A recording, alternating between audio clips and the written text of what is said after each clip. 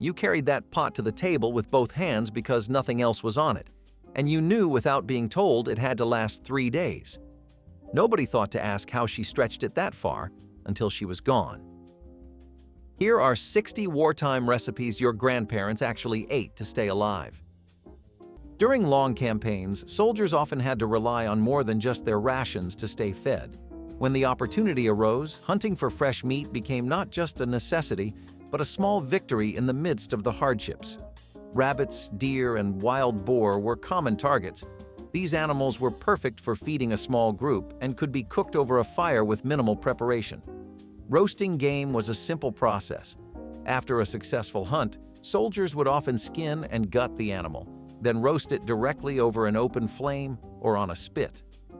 The smell of cooking meat could be both a comfort and a temptation, scenting the air as a reminder that fresh food was not always a guarantee. While hunting provided nourishment, it wasn't without its challenges. A missed shot or a wounded animal could turn an evening meal into a frustrating effort. Hunting also brought a sense of normalcy during chaotic times. It was one of the few moments when soldiers could experience a taste of home, enjoying freshly prepared food, even if only for a brief moment. When meat was available, it was considered a prized delicacy, especially if the alternative was the more unappetizing, less exciting preserved food. Whether roasted over an open flame or eaten raw, fresh game was a rare but cherished reward in the soldier's diet. Now, I don't know if you've ever thought of eating a dandelion fresh from the fields, but our ancestors have done it all for us. Yeah, dandelion salad was a staple during the Dust Bowl era. Since there were no fancy crops to harvest, dandelions had to do the job, and they did it pretty well. People would harvest the dandelion greens and toss them in a salad. Now, I'm not saying it would win any Michelin stars, but hey, it provided some vitamins and roughage, which is more than you can say about canned tumbleweed leaves. To make dandelion salad, the leaves were washed and mixed with whatever other ingredients were available, things like onions, radishes, and even bits of bacon if you were lucky. Believe it or not, this salad was actually tasty, or at least that's what I've heard. I guess we'll have to try it ourselves to know for sure. Swiss chard is a leafy green we don't hear too much about anymore, and that was the case back then too. I don't blame people, since its glory days were definitely before the 20th century. But people remembered this little green once again during the Dust Bowl. People would pair this up with white bean soup, which was something that the masses found it very hard to live without. Why? They were a fabulous source of protein, they are affordable, you could even forage them, and these could actually be stored for months. This was a time where people were desperate for protein, by the way. A lot of good cuts of meat were more expensive than ever, and just out of the reach of most common people, while a lot of other kinds of things like nuts and almonds just weren't filling you up enough for the amount of money or time it would take to get enough of them. You had to be really smart with every cent, so people would go for things like white bean soup with Swiss chard. This was a versatile combination that had every pro health-wise on top of being something that could feed the entire family and be made with minimal effort. If you believe that eating insects is a modern, sustainable practice, you are wrong. In the Dust Bowl, crispy fried grasshoppers were not a joke, they were a staple food. During the poor harvests, and when meat was hard to come by, farmers looked to the hordes of grasshoppers feeding on the crops. Talk about revenge dining. Hunting grasshoppers was a family event, and when you had gathered enough grasshoppers in a bucket, then the cooking process started. They were washed, marinated, and then fried to a crisp golden brown. The result? A crunchy snack that contained protein and was not too shabby if one didn't consider what they were consuming. Grasshoppers are in fact a form of superfood as they contain high protein, iron, and good fats. The Dust Bowl families were not consciously trying to innovate, but they were able to feed themselves in a way that many others could not. Also, if you fry anything, it automatically becomes at least 50% tastier, doesn't it? Nowadays, insects are being considered as a source of food, but in the past, crispy grasshoppers were a means of feeding oneself. K-ration biscuits were the crunchy lifeline tucked inside every small khaki box that soldiers carried on patrol. These dense crackers were baked hard to last for months, providing a quick burst of carbohydrates without the need for cooking. Soldiers munched them dry, spread them with peanut butter, or crumbled them into soups to add body. Though plain in flavor, their durability and compact size made them perfect for long marches when every ounce of gear mattered.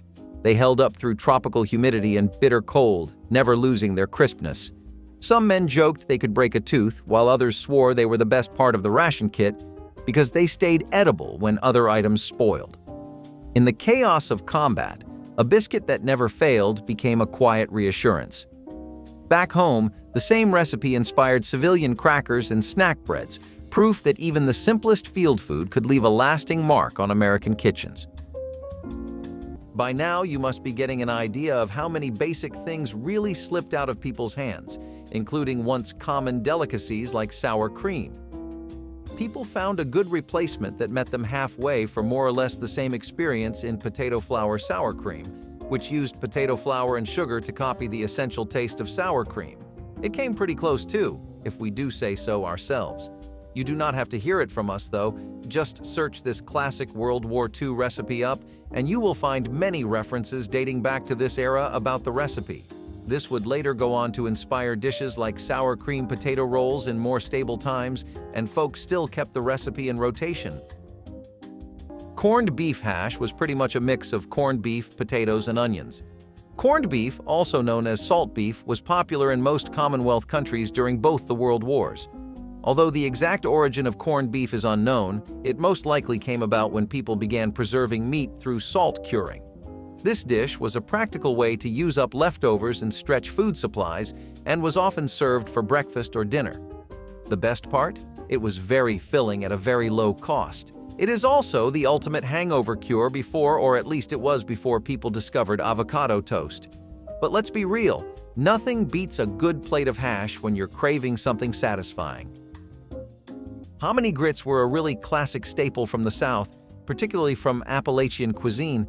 They're a lot closer to the kind of vegetable-based eating you've seen so far. They're just a little different in execution. See, potatoes weren't the only top dog around, and they definitely weren't number one either. That's a spot you can comfortably reserve in every debate for corn. It was widely grown in America, especially in the South, and hominy grits were made from dried corn, which was extremely available. It doesn't take a scientist to put two and two together here. This recipe spread like wildfire through a country that was juggling the after effects of the Depression and the ongoing effects of a world war. It's mostly typical of the common folk to fit the bill so that countries can even have their wars, and that's the case here too. Also, there were a few more trends in American culture besides just growing crops in the backyard. People really started to take notes out of their neighbors' lifestyles. They began to see what different kinds of cultures, cuisines, and recipes existed around them, mostly because a lot of these, like Appalachian cuisine, were much better at what Americans were trying to do. That is, make the best you can out of the littlest amounts of groceries possible and keep it organic. Bread pudding was born out of thrift and necessity, and it was one of the sweetest tricks poor families held on to during the lean years. When loaves of bread grew stale and too hard for sandwiches, mothers refused to toss them out. Instead, they soaked the cubes in milk, added a little sugar or molasses, and baked them until the dish puffed up golden brown. If eggs were available, they went in too, but the recipe worked with whatever could be spared. Raisins, cinnamon, or even scraps of leftover jam sometimes found their way into the mix to give it more character. The result was a dessert that felt indulgent without costing anything extra. For children, it was often the only sweet treat they saw in a week, and for parents, it was proof that resourcefulness could turn waste into joy. Bread pudding tasted like comfort, and more than that, it tasted like resilience. Cabbage coleslaw proved that absolutely nothing went to waste in the Depression era. While most people today throw away the tough core of a cabbage, thrifty families of the 1930s shaved it finely to make a crunchy salad. With vinegar, a little sugar, and maybe a pinch of salt, it transformed into something tangy and surprisingly refreshing. Carrots or onions, if available, might be added for color and flavor, but often it was just the cabbage core itself. It became a side dish for meals that otherwise would have been too plain or heavy, adding brightness without any real cost. This slaw was a simple reminder that waste was not an option, and even what many considered garbage could become a dish worth serving. Families learned to enjoy the sharp taste and crunchy bite, and for some, it even became a regular part of the dinner table. Eggless depression. Cake with vinegar was one of those desserts that proved how far ingenuity could stretch when money ran out. With eggs, milk, and butter often too expensive or rationed, families still wanted a treat. Something sweet to lift the mood after hard days. Enter the vinegar cake. It sounds odd, but the vinegar reacted with baking soda to create a surprisingly fluffy, moist crumb without the need for eggs or dairy. You mixed simple pantry staples like flour, sugar, cocoa powder if you had it, and a splash of vinegar to make the batter. The result? A rich, chocolatey cake that showed up in community cookbooks and neighbor-to-neighbor recipes all across the country. Some folks called it wacky cake, others just called it survival baking. But it got the job done. You might not have frosting or fancy ingredients, but a warm slice of depression cake was enough to bring a little joy to the dinner table. In tough times, that simple, sweet bite meant more than anyone cared to admit. Thanks to the massive shortages of food that happened during World War II, it became a pretty normal fact of life for people to constantly live off of dehydrated vegetables. I can't begin to overstate how starved people were of basic everyday goods they used to always have the money for and, moreover, were always available in stores. The lack of both of these basic assurances of your day meant that a lot of people's daily script from 8 to 9 a.m. to 10 p.m. was completely flipped on its head. Suddenly, the question of, how am I going to feed my family, became very real. Unfortunately, while questions like that were easy to ask yourself, it was hard to come up with an answer. Dehydrated vegetables were one of the first solutions people ran towards because they were easy to grow and easy to store. But even that had a lot of issues. People who had lived their entire lives in urban centers began sprawling to whatever land they could to grow crops in an attempt to boost their rations. Naturally, they had no knowledge of it, and the country wasn't really doing the best agriculturally with all of its resources focused on the war effort. Lots of crop failure was common. Despite that, some celery, carrots, and onions saved the average American household during the war a lot more than government intervention ever did. Boiling potatoes with their skins to retain nutrients was a practical trick to maximize the nutritional value during rationing. Removing skins before cooking often wasted the fiber and vitamins that resided in and just under the potato skin. By boiling them whole with the skins on, families kept more nutrients intact, making every bite count.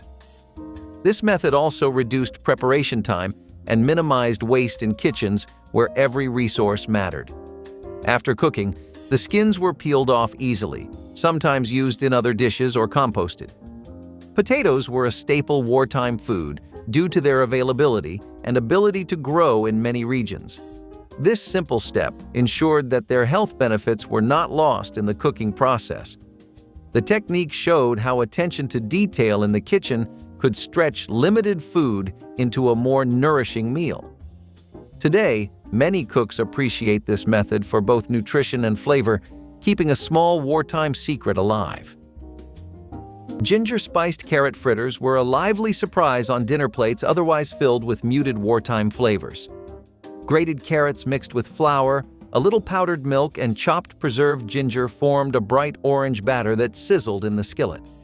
Families grated every last carrot from their victory gardens, knowing the vegetable provided both color and much-needed vitamins. Preserved ginger added a warmth that made the fritters taste far more indulgent than the ingredients suggested. Mothers loved them because they cooked quickly and used almost no precious fats when fried in a thin layer of reused drippings. Children loved them because the sweet spice cut through the earthy carrot flavor and made vegetables exciting. Some home cooks sprinkled a bit of sugar on top for a faint candy-like crust, while others served the fritters beside a simple cabbage salad for balance. In many communities, these fritters became a Sunday treat, a small reminder that even in the midst of rationing, there was room for a touch of playful flavor and cheerful color on the family table. Life on the march wasn't glamorous, and neither was the food, but it was dependable. Pottage was the workhorse of pre-modern diets, a thick, hearty stew made from whatever grains, legumes, and vegetables were on hand. Think of it as the ultimate clean-out-the-pantry recipe, centuries before that was trendy. It was survival in a pot. Soldiers would boil ingredients together, letting them simmer for hours over a fire. Barley, peas, lentils, onions, whatever was in season or could last on the road made it in. And if you were lucky enough to have access to bread, it became the perfect accompaniment to soak up every last drop. Pottage was endlessly customizable. In lean times, it might be just barley and water. During rare moments of abundance, soldiers might toss in some herbs, bones, or even a bit of meat, transforming it into a feast. Medieval armies didn't have Michelin stars, but they did know how to stretch a meal. Of course, it wasn't always exciting. It was the same flavor, day after day. Still, when you're cold, hungry, and far from home, a bowl of pottage could taste better than gold. After all, the real luxury was staying alive and staying warm. Remember when I said cornmeal was dirt cheap during the Dust Bowl era? Plus, it was almost everywhere, especially if you lived in Missouri or Kansas. Well, cornmeal mush was something Meemaw made every time we needed a nice, fulfilling meal. Think of it as the instant oatmeal of the Dust Bowl days. You just cooked cornmeal in water until it reached a thick, porridge-like consistency. It was often served with a pat of butter or a sprinkle of sugar. Some folks even added a little molasses for extra flavor. Cornmeal mush was an affordable way to keep hunger at bay and provided a good source of energy. It wasn't a five-star meal, but it was dependable, much like the comfort of a warm blanket on a cold night. Meats and chicken were too expensive, so people had to make do with veggies like corn. So naturally, people did a few other things with kale than the ones we've gone over so far. One of those was a kale and chickpea stir-fry, which actually got a lot more positive PR than you would think. Seriously, before this decade, chickpeas never had this kind of clout. Suddenly, they were the Wagyu steak of America, though. It was all you ever really wanted to get your hands on. Kale was still something that was difficult for the American masses to consume regularly, but it was a work in progress. That stir-fry definitely made it a lot more digestible for most, and people didn't have the option of saying no based on their tastes. If it was there, and especially if it wasn't spoiled, you would suck it up and simply eat. What else were you to do? Turn down the perfectly good plate of food in the horrible, historically chaotic drought and recession going on? Plus, this was a good way to check off a lot of nutritional boxes that were otherwise going unfulfilled. While kale was a bit hard to get in some areas, typically ones that were farther away from markets, it was still something people got their hands on eventually, usually thanks to family. Chickpeas weren't that hard to get, and the rest was just a matter of getting on the stove and putting in the work. Which was really hard, mind you. People were exhausted. When life hands you a cow but almost nothing else, you cook the cow's brains. Fried cow brains, or calf's brains, if you want to sound a bit more gourmet, was a Dust Bowl specialty not because people wanted to eat it, but because they had to. They were not fastidious in the past. When you had to fight for your life, you ate everything that was on the animal. Now I know that fried cow brains may sound like something that shouldn't even be considered food, let alone something that might be considered delicious. For this dish, brains were washed in water or milk, dredged in flour, and fried until brown and crispy. Consider them as the first-generation chicken nuggets, if chicken nuggets had a soft core and came with a helping of angst. The flavor? It was mild, almost buttery, and that was the reason why nobody fled from the dish when somebody served it. Cow brains fried were dense in nutrients, especially protein, and thus a good meal during famine. While nowadays people might shudder at the thought of consuming brains, in the past, it was simply Tuesday's supper. And hey, if you put some gravy on top, it might just seem like you're eating gourmet food. Vienna. Sausages became a salty comfort tucked inside tiny cans that fit easily into a pack or jacket pocket. These miniature sausages were soft, smoky, and ready to eat straight from the can, which made them perfect for soldiers who lacked time or tools for cooking. The brine kept them moist and flavorful even after months in storage, and a quick warm-up over a small flame turned them into something close to a homemade meal. Troops enjoyed them with hardtack crackers or sliced into simple stews, creating a hearty snack that chased away hunger on long nights. Their familiar flavor reminded many soldiers of casual suppers back home, a quiet luxury when every other meal tasted like rations. The tiny pop of the tin's lid and the savory scent inside offered an immediate lift in morale. Years after the war, veterans still reached for those cans in grocery stores, proof that a humble sausage can carry the power of memory and survival.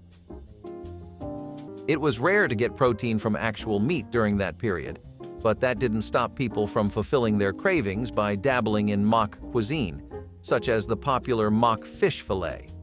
While this did not actually use fish, it imitated the texture and flavor with pints of milk brought to boil, ground rice, chopped onion, and leeks, with the end being a good stir in a properly beaten egg. What you had was an excellent mimicry that felt close enough to the real thing while being distinct and offering a new experience. Nowadays, this recipe is used in vegan communities, but its origins come from very anti-vegan places, and it would be a great substitute for actual fish and chips as well. Hog's head cheese is one of the more bizarre meals on the list. Okay, before you jump to any conclusions judging from the name, this meaty meal doesn't contain any cheese or any dairy products at all. This unique delicacy originated somewhere in ancient Germany and instantly made its way to other parts of Europe. So, if not cheese, what was it actually made of? It was basically flesh from the head of a pig, typically set in aspic and usually eaten cold, at room temperature, or in a sandwich. This dish was popular in the post-war era as it made use of every part of the animal, reflecting a time when nothing went to waste. Many recipes use a bit of lemon juice to add a bit more flavor to the jelly. It has disappeared from our dinner tables and menus, and I don't think this one calls for a comeback. Anyway, remember how I mentioned backyard gardens? Well, one of the best things to make from those was vegetable cobbler. Before I bite your ear off about that, you might be a little interested in the whole backyard garden concept. What do I mean when I say that? Well, the proper term for them would be victory gardens. They were small plots that were used by families to cultivate and nurture fruit and vegetables during the many food shortages. These shortages were also pretty frequent, so this entire culture of gardening pretty much became the backbone of most families. That was its primary purpose, and its secondary one was giving a household more leverage. See, if you had a garden, especially a particularly bountiful one, that also meant you had potatoes and other typical crops, and that meant that you had a lot more bartering power than your less blessed neighbor. People would trade things all the time as money had lost its value, and there were many people looking to trade a hand-me-down for the ingredients to a killer vegetable cobbler. Plus, the fresher the ingredients, the better the cobbler, and it only ever used basic vegetables too. A boiled dinner was one of the heartiest frugal meals poor families relied on, born from the idea that you could simmer almost anything together and create a dish filling enough to last for days. The base usually included bits of inexpensive meat or even bones that were boiled slowly with potatoes, cabbage, and turnips. The long cooking time softened the vegetables and drew every bit of flavor out of the meat scraps, creating a broth that felt rich even if little protein was used. Nothing was wasted, and leftovers were often saved and reheated for the next day, with new vegetables added to stretch it further. This kind of dish was common in rural households and immigrant communities where thrift was already a way of life. It brought warmth in the winter and offered the satisfaction of a stew without the cost of a heavy roast or expensive cuts. Families valued boiled dinners not only for nourishment, but also because they fed large households with minimal effort. It was the kind of meal that could be adjusted endlessly depending on what was available, and it gave poor families the assurance that no one would leave the table hungry, no matter how little was in the pantry. Cucumber vinegar salad was a refreshing Depression-era side dish that added brightness to otherwise plain meals. Cucumbers were easy to grow in home gardens, and when combined with vinegar, water, and a pinch of sugar or salt, they became a simple but flavorful salad. Thinly sliced and chilled if possible, the cucumbers soaked up the tangy brine and provided crunch. For families living on beans, bread, and potatoes, this salad was a welcome change in texture and taste. It required almost no cooking, which was another benefit when fuel and time were scarce. Often served in large bowls at supper, it gave the sense of a fresh vegetable dish without requiring expensive ingredients. Sometimes onions or dill were added, but the core recipe was basic and thrifty. For many households, cucumber vinegar salad was a reminder that gardening and resourcefulness could provide something close to luxury in the hardest times. Dandelion green salad with bacon drippings was the definition of making the most out of what nature handed you, and doing it with style. When grocery budgets dried up and gardens had not yet filled in, folks turned to the wild patches of dandelions sprouting up around their homes. Those greens were packed with vitamins and free, which made them priceless in tough times. You foraged the leaves, gave them a good wash, and tossed them with hot bacon drippings for flavor. Sometimes you added a sprinkle of vinegar or chopped onions, but even plain, it was a meal that kept folks fed when options ran thin. This salad was scribbled down in those old community cookbooks and passed along like gold by families who knew the value of stretching every scrap. It was not fancy, but it brought a bite of freshness to plates often filled with starches and leftovers. Dandelion salad reminded folks that survival did not always come from the store. Sometimes it sprouted right outside your front door. Making fruit butter from overripe fruit was a smart way to turn imperfect or aging fruit into a delicious and long-lasting spread. Instead of letting fruit go to waste, wartime cooks slowly cooked down overripe apples, peaches, or pears with just a small amount of sugar to create a thick, flavorful butter. The low sugar content was intentional, as sugar was rationed and often in short supply, so cooks had to find ways to sweeten food without using much of it. This spread could be used on bread, served with biscuits, or added to breakfast dishes, giving meals extra flavor and variety. The process also helped preserve the fruit for longer periods, making it a practical pantry staple. Families often experimented with whatever fruit was on hand, and the resulting fruit butters became a cherished way to stretch food supplies while still enjoying sweet flavors. Making fruit butter was a testament to the creativity in wartime kitchens, turning potential waste into something nourishing and tasty. This tradition carries on in many homes today, keeping the spirit of resourcefulness alive. Maple mustard rabbit legs were a rural New England classic that carried the wild flavors of the forest straight to the dinner table.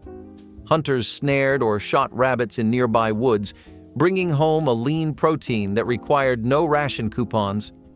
Cooks brushed the legs with a mixture of maple syrup from local sugar shacks and sharp ground mustard, then slow roasted them until the glaze caramelized. The sweet and tangy combination filled farmhouses with a mouth-watering aroma that promised a feast even when the rest of the meal was simple boiled potatoes and foraged greens. Because rabbit multiplied quickly, it became a dependable source of meat for families who could not rely on scarce beef or pork. Children often helped gather twigs for the wood stove while the meat roasted, turning dinner into a family project. The final dish tasted luxurious despite its humble origin, a reminder that nature provided generous gifts even in the hardest years. Maple mustard rabbit legs offered both nourishment and the quiet satisfaction of self-reliance when the nation was focused on sacrifice. Preserving food was a matter of survival, and for soldiers on the move, smoked meat was more than a meal, it was a lifeline. Long before refrigeration, smoke was nature's preservative, infusing meat with flavor while keeping bacteria at bay.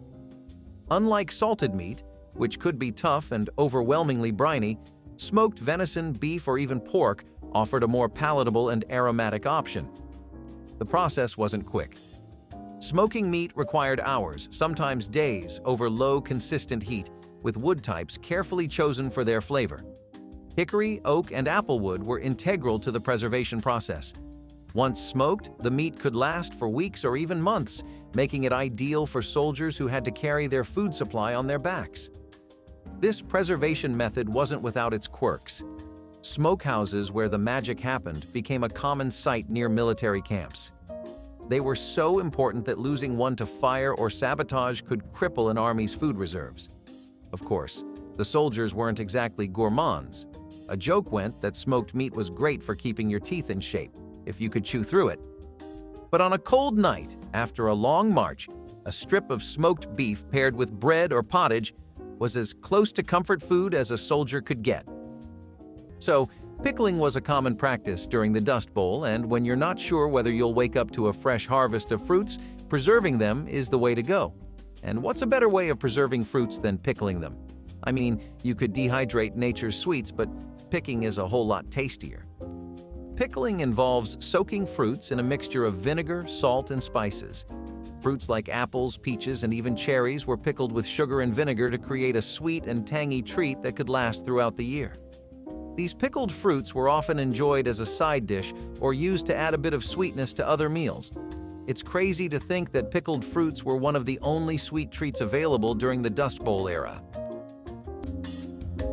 So, the cabbage was really similar.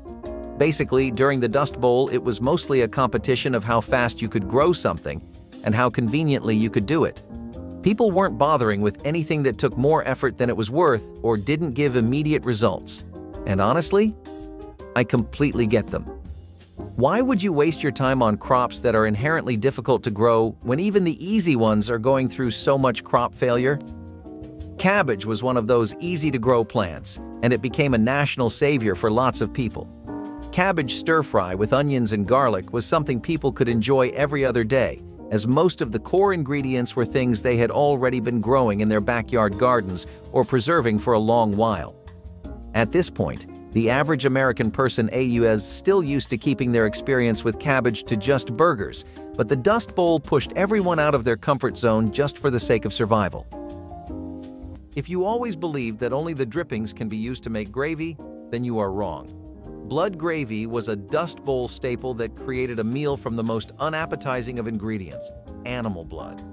Sound intense? It was. But back then, farmers couldn't afford to waste a single drop, literally.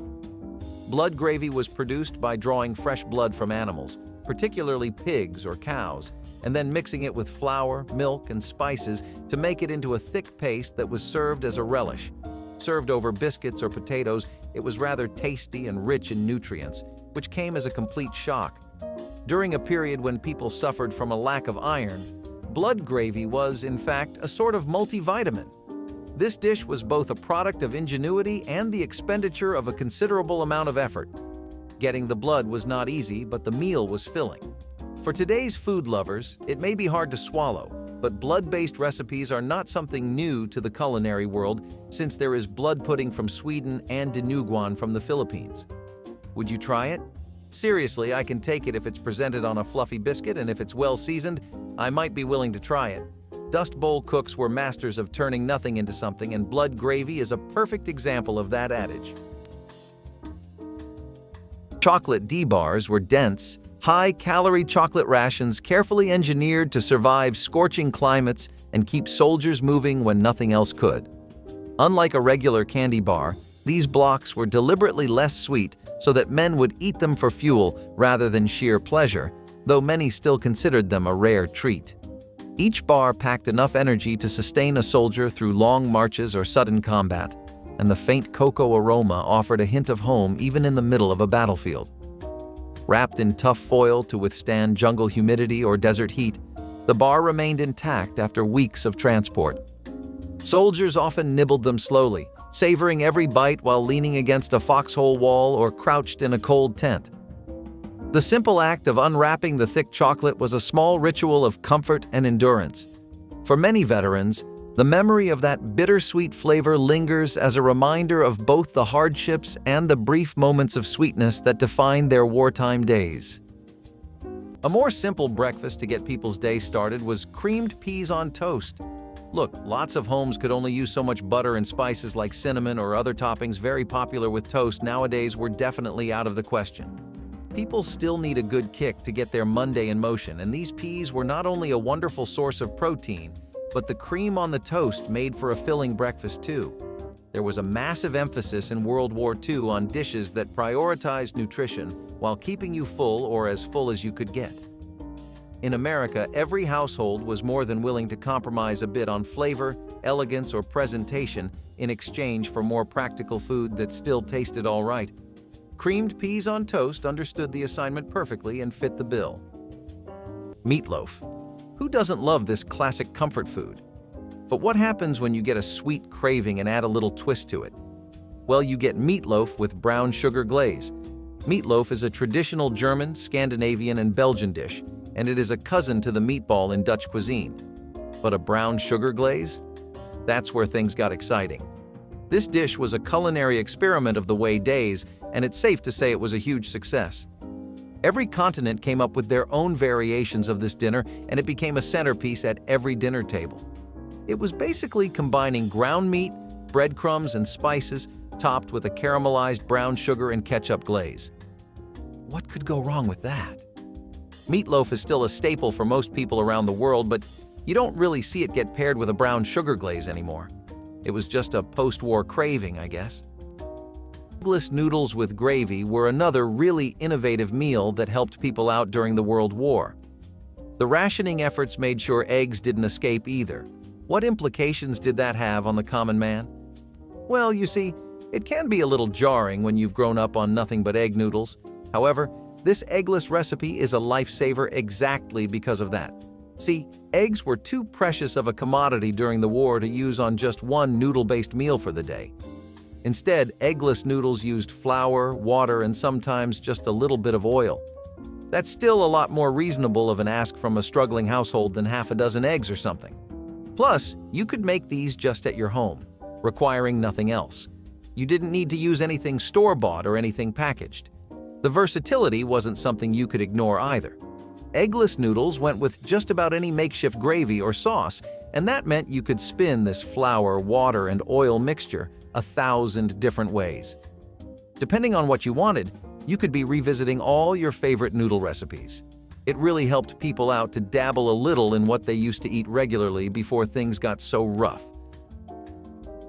The drippings jar was a permanent fixture in poor families' kitchens, often sitting right by the stove. Anytime bacon, pork, or beef was cooked, the leftover fat was carefully poured into the jar rather than thrown away. That fat became liquid gold, used to fry potatoes, season vegetables, or spread on bread like butter. It brought depth of flavor to meals that otherwise would have tasted plain or thin. Families guarded their drippings jars fiercely because a spoonful of fat could transform scraps into something satisfying. It was also a way of honoring the idea that nothing from the animal should go to waste, not even the grease. In homes where butter was rare and expensive, drippings filled the role of fat in cooking and baking. Many children grew up associating the taste of bacon grease with comfort because it flavored so much of what they ate. For poor families, the drippings jar was less a choice and more a necessity that stretched their meals further than money alone could. Peanut soup was a filling option that came straight out of the need for protein when meat was too expensive or unavailable. Ground peanuts simmered with water or milk created a creamy, nutty broth that was surprisingly hearty. Onions, celery, or a bit of leftover potato might be added to give it body, but the peanuts did most of the heavy lifting. The flavor was rich enough that it almost felt indulgent, even though it cost very little to prepare.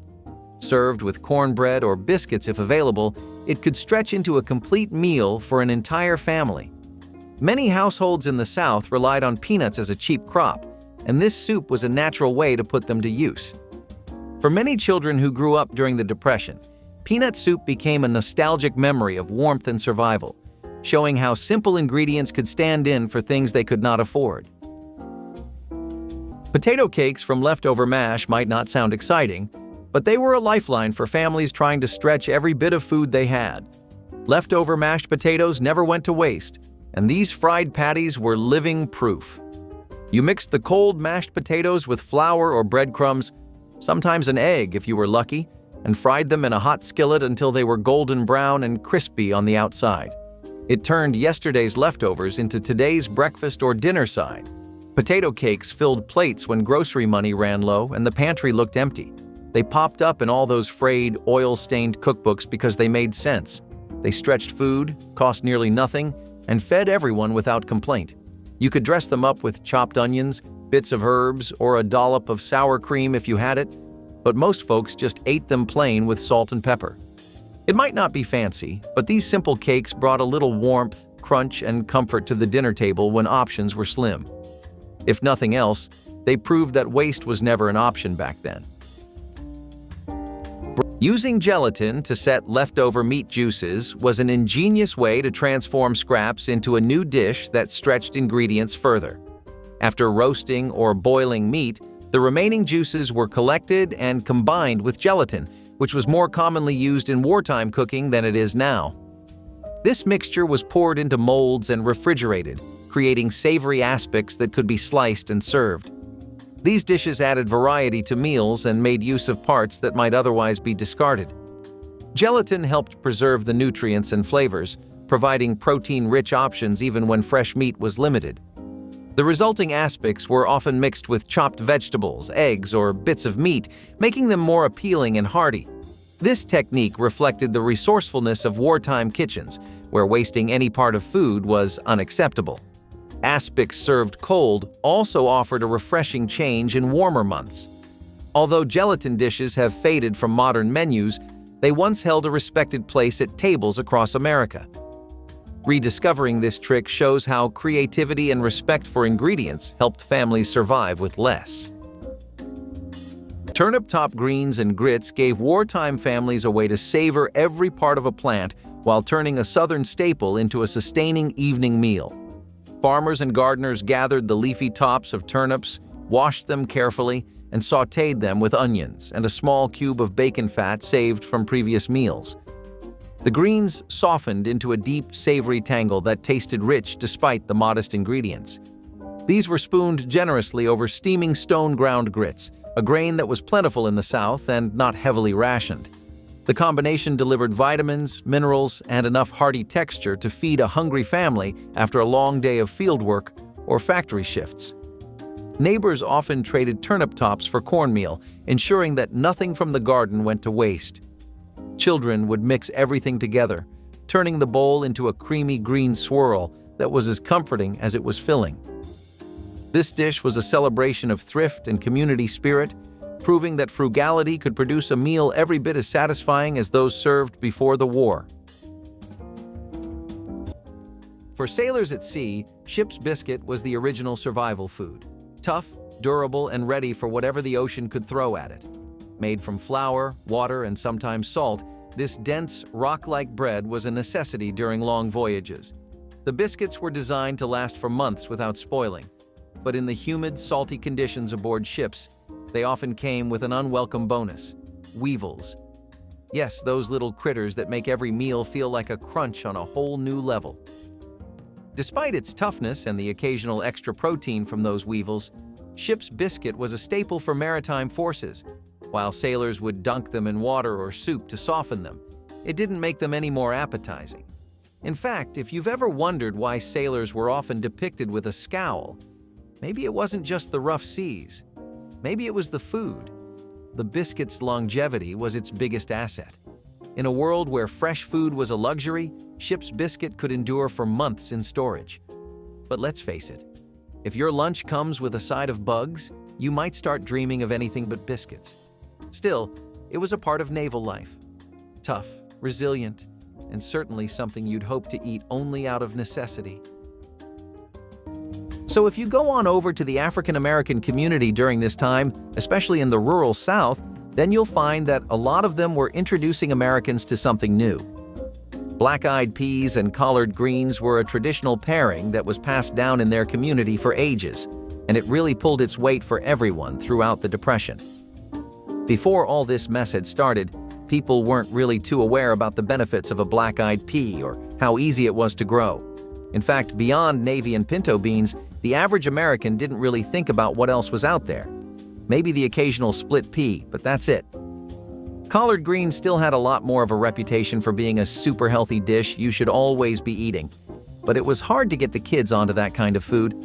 The hunger that most people would experience would push people out of their bubbles and have them eating anything available, though. Black-eyed peas were still one of the easiest things to grow, and it was especially popular throughout African American communities, even more so than usual. They had always made a lot of these, but now they were living by it too. Cornbread was one of the most popular sources of carbohydrates back in the day. Since there wasn't much food available, this one was a reliable provider of instant energy and kept folks fueled through the toughest days. Cornbread was versatile too. It could be served with just about anything, from a hearty bean soup to a simple stew. It was the kind of bread that could stand up to the most basic of meals and still make them feel a bit more complete. Plus, it was easy to make in large batches, which was a huge plus when feeding a family when pockets were tight. This was a staple during the Dust Bowl because cornmeal was cheap and filling. You could whip up a simple cornbread loaf, fry up corn fritters, or even make mush. Oatmeal with brown sugar gave soldiers a rare chance at a warm, sweet start to the day when rations allowed. Quick-cooking oats were easy to ship and stored well, ready to be boiled in a mess kit over a small flame. A sprinkle of brown sugar or a drizzle of molasses turned the plain porridge into something that tasted almost like home. The hot cereal provided steady energy for long marches and kept soldiers full when other supplies were low. Many men remembered waking to the smell of oats thickening in big field pots, the scent blending with damp earth and morning fog. It was simple, nourishing, and easy to prepare even under difficult conditions. A bowl of oatmeal with brown sugar was more than food. It was a moment of calm before the day's chaos, a reminder that comfort could be found in the smallest routines, even in the middle of a war that seemed endless. Think of a crispy and tender potato cake that has the perfect crunch to it too, and you have yourself a potato flotty. Potatoes were an ingredient that the horrendous war had not taken away from people, along with other basic necessities like wheat. So dishes involving potatoes saw a huge increase in popularity, and some rather forgotten ones like potato flotties got a whole new chance at life. Originally, it is popularly believed that canal workers came up with this oldie but goldie dish when they would cook grated potatoes over fires until they were golden brown. Whether they did invent the dish or not, it definitely was a comfort food for masses everywhere, and we can easily see why too. Considered classic 40s junk food, we would love to try a good authentic potato flotty today. Vegetable hash was arguably the quintessential war-era recipe. This is because it made use of pretty much everything we've talked about so far. I don't mean just ingredients, but also concepts and ways of life that were unique to the time. Corn, potatoes from victory gardens, leftover vegetables repurposed to make hash, all of that was here. Vegetable hash has, as a result, become a go-to option for many people. Whether it was dealing with surplus food or getting some much-needed nutrition into people's bodies, vegetable hash was your best friend. It involved mixes of diced cooked vegetables, especially those that were included in leftovers. It made it an economic meal, but also a comforting one. What really helped it take off was how adaptable it was. Since it could be made using a variety of different kinds of vegetables, you could really play around here.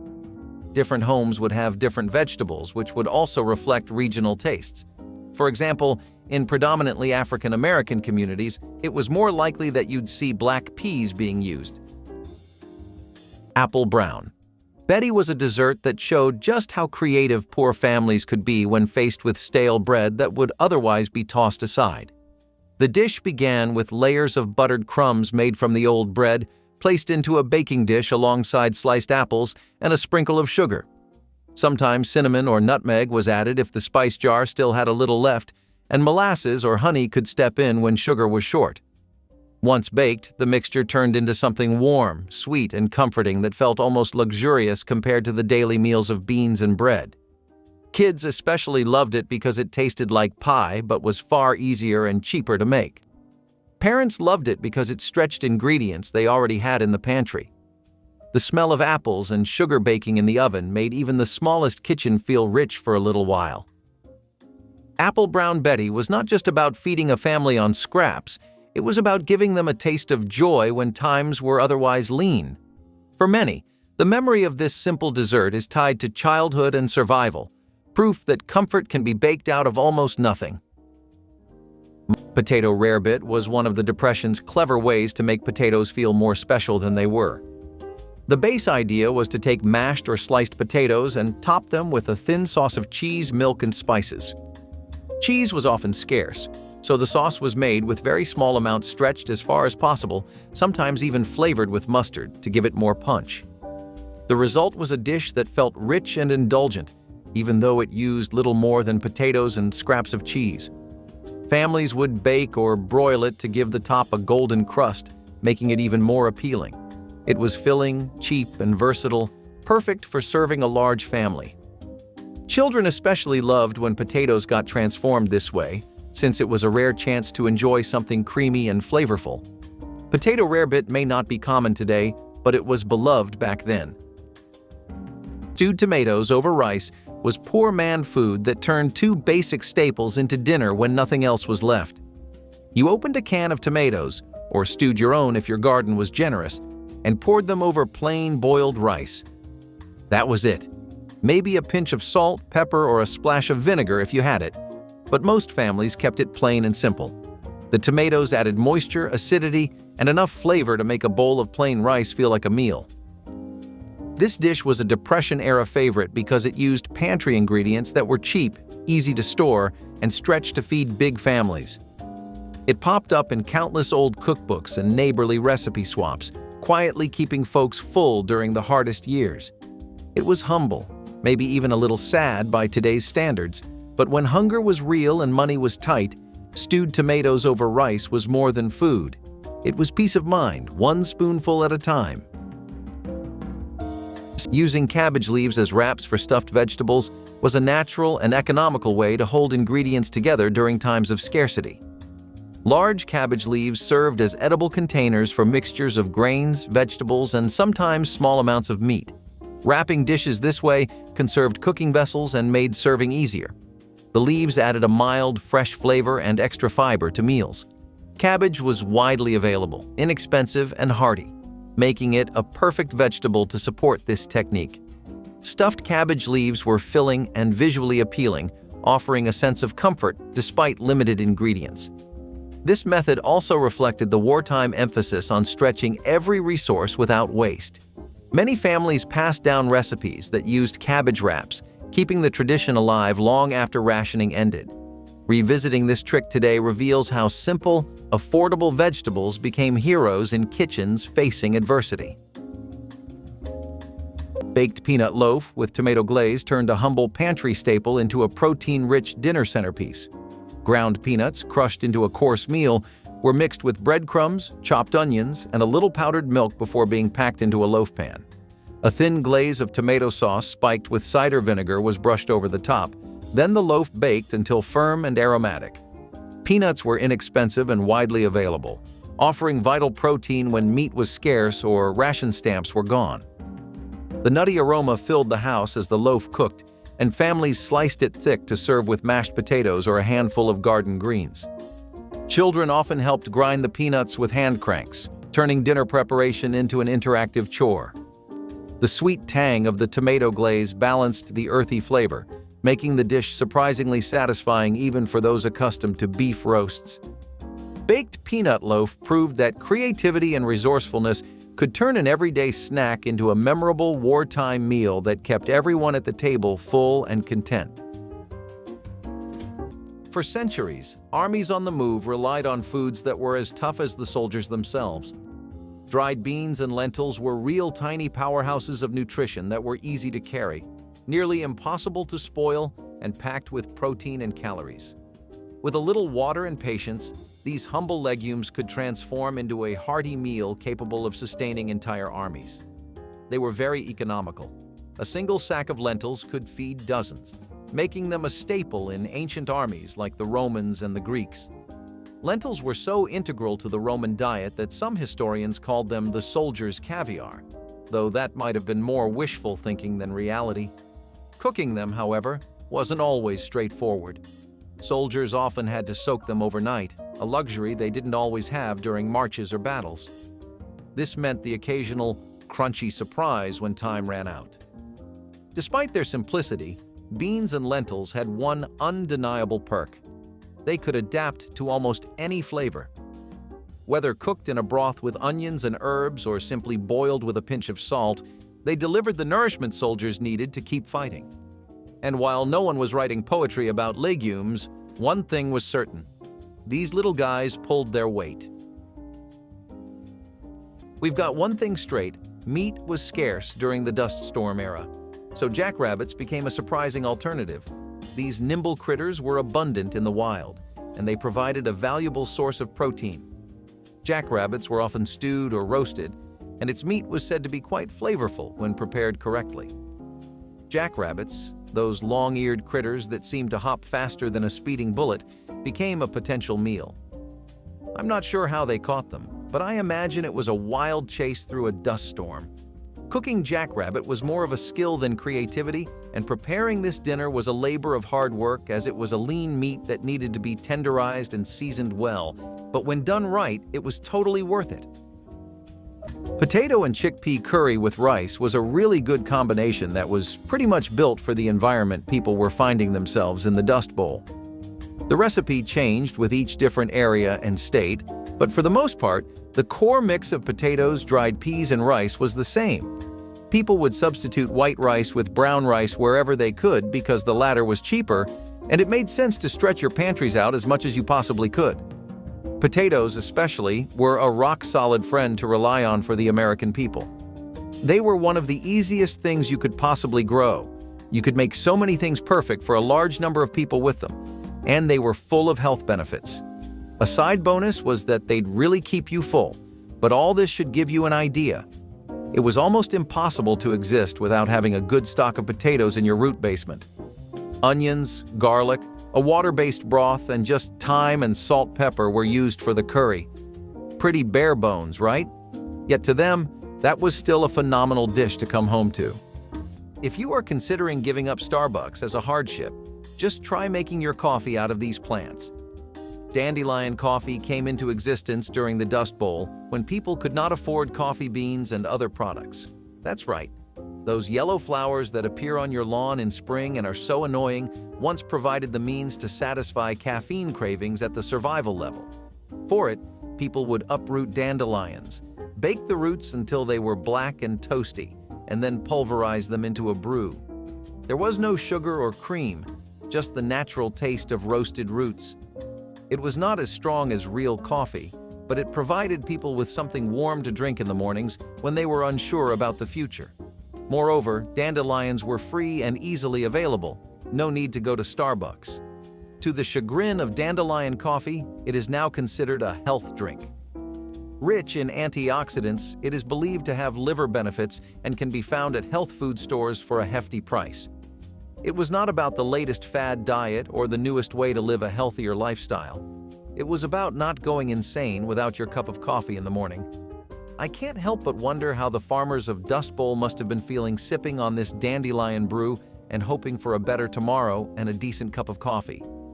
Now it is a retro chic beverage, while back then, dandelion coffee was a means of getting back to the normal, even if the normal tasted like the grass one mows. So, for onions stuffed with grape nuts, you needed nothing that fancy, not even a lot of seasoning outside of your basic salt and pepper. All you needed was 1.5 cups of pork sausage meat, some melted fat, ketchup, and if you could spare some strips, then bacon. Of course, the key player, grape nuts, would come later when the onions would be chopped and diced mixed with the sausage and the other ingredients. This was then baked for around 40 minutes, and the outcome was a resounding yes from everyone at the dinner table. Dishes that were simple but incredibly effective at filling everyone and leaving them with a happy smile were the holy grail of the 40s and 50s. Now, if you look over at rationed shepherd's pie, you can get a real idea of how people were living. Shepherd's pie is normally something you'd describe as hearty, right? I mean, the thing borders on being a bloated fest. It's often something that even gets left over, working as lunch or breakfast the day after. That's just because regularly, it's pretty hard to take down a shepherd's pie yourself. If you talk about the ones made during the entirety of the World War period, then it's an entirely different story. Shepherd's pie wasn't made mostly out of meat anymore. In fact, it used the most minimal amount of meat it could get away with. The rest were just root vegetables like carrots and turnips doing the trick. People wanted to make up for the lost protein by mixing in things like oats and lentils, but that didn't chip away at the real problem. As much of a nifty solution to hunger as it was also a reminder to people of how much their life had changed. It was more of a pipe dream now to wake up to the shepherd's pie you were so accustomed to growing up. Cabbage stretchers in stews were another clever trick because one head of cabbage could turn a thin pot of soup into something that looked and felt like a feast. Meat was often the most expensive part of a dish, and for poor families, it was rationed out in the smallest amounts. By chopping cabbage into hearty chunks and tossing it into the pot, the stew suddenly had volume, fiber, and bulk that gave the impression of generosity even when there was very little meat inside. The cabbage would soak up the broth and carry the flavor of the bones or scraps that had been simmering for hours. Families leaned on this method heavily in the Depression era and during wartime because it meant no one walked away hungry, even if the protein was scarce. The sweet and soft cabbage mingled with potatoes, onions, or carrots to create something simple but deeply comforting. It might not have been glamorous, but it kept bellies warm through long winters.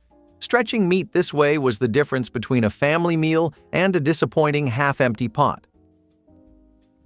Stewed apples with bread cubes was a dessert that stretched every bit of fruit to its fullest during the Depression. A few apples, sometimes bruised or close to spoiling, were peeled and stewed with sugar or molasses if available. To make the dish go further, stale bread cubes were added to soak up the syrupy juices. The result was a warm, comforting pudding-like dish that could serve several people with only a handful of apples. Spices like cinnamon or nutmeg might be added when they could be spared, but even without them, the dish was sweet and filling. For many children, this was the closest thing to pie they would taste during those years. It turned waste into dessert and brought comfort at the end of long days. Even though it cost next to nothing, it felt like a treat worth remembering. Stewed apples with bread cubes showed how creativity kept hope alive.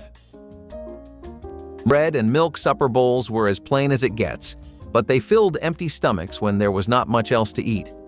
You sliced up old bread, stale, leftover, or whatever you had, and soaked it in milk, sometimes with sugar or a little syrup if you were lucky. That was it. It sounds pitiful today, but back then, this humble bowl of soggy bread was a familiar supper for kids, working folks, and anyone scraping by. You could find it written in old church cookbooks or jotted down on recipe cards passed between neighbors. The bread softened in the milk, turning into something like a sweet, simple pudding. In hard times, this was comfort food that came from next to nothing. It was quick, filling, and made the most of scraps that might otherwise get tossed out.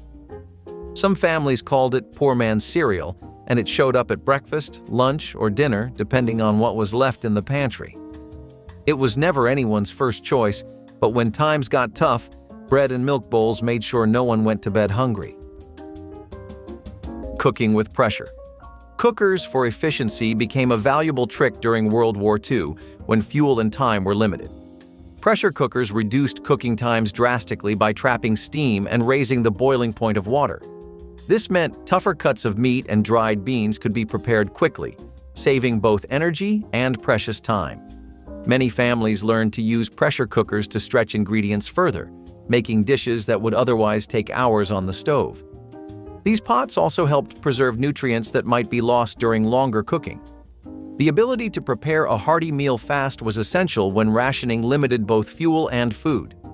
Pressure cookers became common in wartime kitchens, praised for their practicality and convenience. Today, while electric appliances have taken over, the principles of pressure cooking remain a reminder of how innovation met necessity.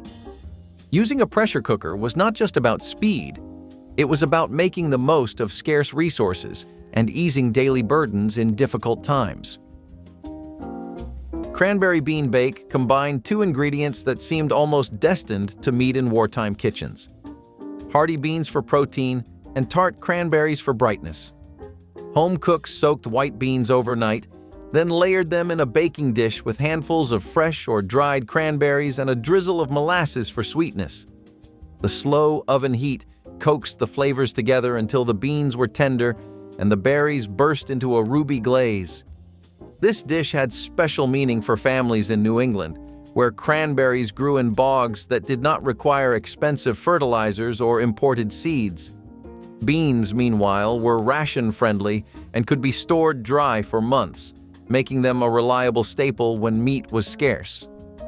Children would help stir the pot and sneak a taste of the tangy syrup as it thickened. Some cooks added a sprinkle of nutmeg or a dash of cider vinegar to sharpen the flavor, creating small regional twists.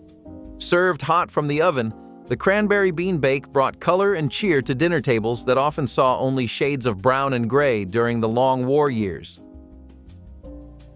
In the Americas, soldiers didn't always have the luxury of fancy meals or fresh produce. Instead, they often relied on cornmeal, a staple that could be boiled up into a simple, hearty mush. Known as cornmeal mush, this dish wasn't exactly a gourmet experience, but it did the job, filling soldiers' stomachs and providing much-needed energy. The process was straightforward.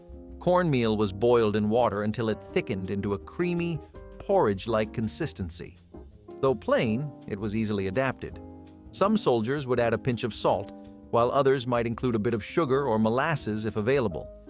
And on occasion, if they were lucky enough, a splash of milk or butter would make it a bit more palatable. Cornmeal mush was cheap, durable, and easy to prepare in large quantities, making it a popular choice during long campaigns. In fact, during the Revolutionary War, it was commonly served to American soldiers. If there was one thing they could count on, it was that their mush would be there to keep them going. While it might not have been the most exciting meal in the world, cornmeal mush was dependable. When you're fighting for freedom, or just trying to make it through another day in camp, sometimes simple sustenance is all you need. Who doesn't love the aroma of a good homemade casserole? Well, this hearty meal was still winning hearts even during the Dust Bowl days. Now, during the Dust Bowl, casseroles weren't the fancy, cheesy concoctions we know today. They were more like a hodgepodge of whatever was on hand. Leftover vegetables, some mystery meat, maybe some canned beans, all thrown together in a baking dish. Not exactly Instagram-worthy, but it was a way to use up scraps and fill up the dining table. Plus, they were the stars of potlucks and holiday dinners. This was the era of coming up with all different recipes for casseroles and everything from hash brown casseroles to tuna noodle casseroles. These recipes were passed down from generation to generation and made their way to us. Casseroles were the kind of dish that brought people together, not just because they were filling, but because they were often made with love and shared with family and friends. They were a reminder that even in the hardest of times, people found ways to come together and enjoy a meal. One of the other things that was pushed to the mainstream thanks to the Dust Bowl was the reliance on one-pot meals. Stuff like vegetable pot pie with a biscuit crust really made the rounds just about everywhere. It was because it was so easy to pool together different kinds of vegetables to make one massive serving of pot pie, oftentimes more than just for a family. People would basically realize this. If they shared the amount of vegetables and resources they had, they could honestly make a lot more. Community-based ingredient sharing and food preparation once again became a thing. Entire neighborhoods were once again eating together, and it was a big part of how people managed to survive. This pot pie was a one-stop solution to massive amounts of hunger, and often people would throw in whatever kind of vegetables they had in there. This would typically look like your average mix of cabbage, onions, garlic, tomatoes, potatoes, and the rest, but people would try to add in aromatics to get some flavor going too. It was little stuff like this that really helped keep things together for everyone because, on their own, people didn't have the energy to cook big meals like this very often. What's for dinner? Oh, just a small something that came in from the backyard. Yes, the tumbleweed casserole was a real dish during the Dust Bowl, which just goes to show you that when the going gets tough, the tough make casseroles out of tumbleweeds. Tumbleweeds, those rolling shrubs of the Wild West screen, are actually technically, or at least partially, edible. Not fancy for the tongue, but we are hungry to the bone. Let's give it a try, edible. The process began with the boiling of the tumbleweed leaves to reduce their coarse feel and also to reduce the bitterness of the leaves. Then they'd get layered with whatever ingredients were available, maybe some scraps of meat, potatoes, or canned goods if you were lucky. The result? A surprisingly substantial, earthy flavored casserole that was as much about sustenance as it was about taste. Tumbleweed is very fibrous and even has a few vitamins in it, so it wasn't the worst thing to eat when fresh greens were scarce. Moreover, tumbleweeds were free and easy to come by. nature's grocery store, if you will. Though you'll never see it on the dinner table. Tumbleweed casserole represents Dust Bowl endurance. Would I eat it? Well, I'd need a serious pep talk and a lot of seasoning. But hey, if the tumbleweed can take the hot winds, then it should not be a problem on my plate. Corned beef. Hash became a dependable favorite because it turned preserved beef and potatoes into something that felt almost like a home-cooked meal. The meat arrived in cans, heavily salted and ready for a quick chop, while potatoes and onions were diced and fried until golden. When mixed together in a hot skillet, the ingredients formed a crispy crust that soldiers craved after long marches or cold nights. Its rich aroma cut through the damp smells of barracks and battlefields, offering comfort beyond its simple makeup. This dish filled stomachs with steady protein and carbohydrates that kept energy high during missions. Mess hall cooks could prepare huge pans at once, feeding entire units without complicated equipment. Many soldiers carried the memory of that hearty hash long after they returned, and it found a place in American diners where veterans sought familiar flavors. Corned beef hash proved that with a little heat and patience, even the plainest rations could become something worth remembering. Cottage cheese being used as a substitute for meat is another factor of cooking that you probably never thought was possible, but is actually well documented. Even the Department of Agriculture agrees that it is a pretty rocking substitute for meat as it contains a lot of protein. And when you need to get your macros in on a budget, you cannot be complaining about the source. Sure, everyone would love to fulfill their battle-action protagonist fantasies of chowing down trays and trays of meat, but we only need so many grams of protein in a day to make a bulk. Dry curd cottage cheese especially contains more protein per pound than beef or lamb, and only chicken and veal beat it at that game. It seems there is a lot of cooking know-how that can be picked up from Americans living in those times. If you're a fan of pineapple on pizza, you would have loved this next one. Pineapple and cheese salad was a unique delight back in the day. This dish came into existence when someone decided to mix pineapple and cheese together in times of misery. Imagine cubes of pineapple in a creamy cheese mixture, terrifying or finger-licking delicious? There's no in-between. This was a variation of the infamous candle salad, which was a vintage fruit salad popular in America in the 1920s and was typically composed of lettuce, pineapple, banana, cherry, and either mayonnaise or cottage cheese. This was considered a luxurious delicacy during the tough times of the war, but just fails to meet the standards now. It's still a great way to use up leftover pineapple from your holiday punch if you're ever feeling adventurous.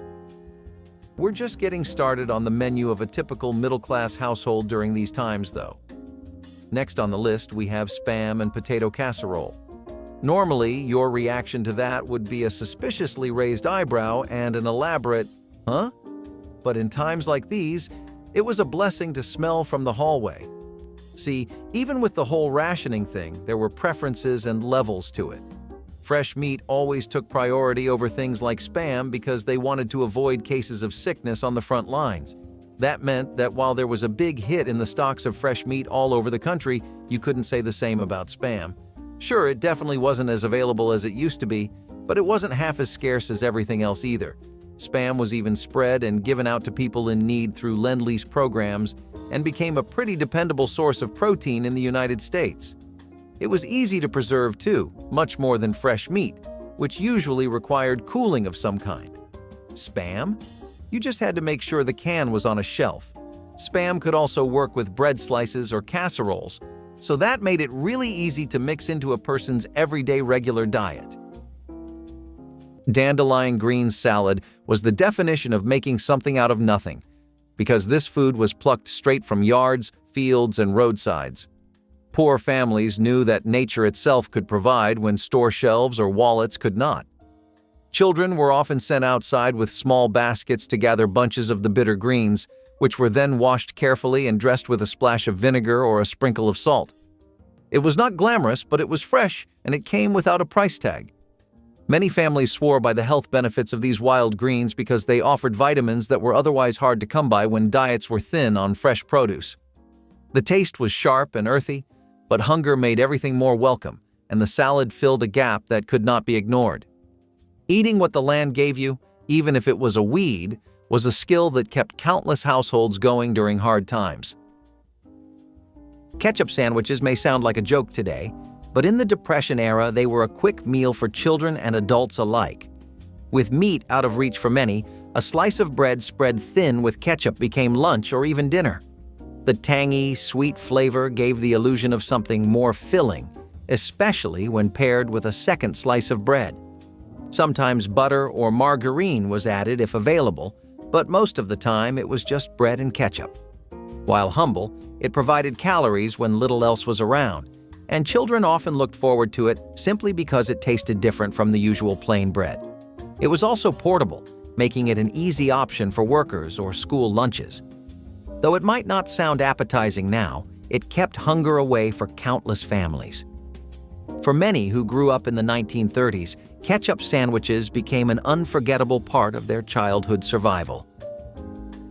Fried bologna and onion sandwiches were what you cooked up when you wanted something hot, greasy, and filling without emptying your wallet.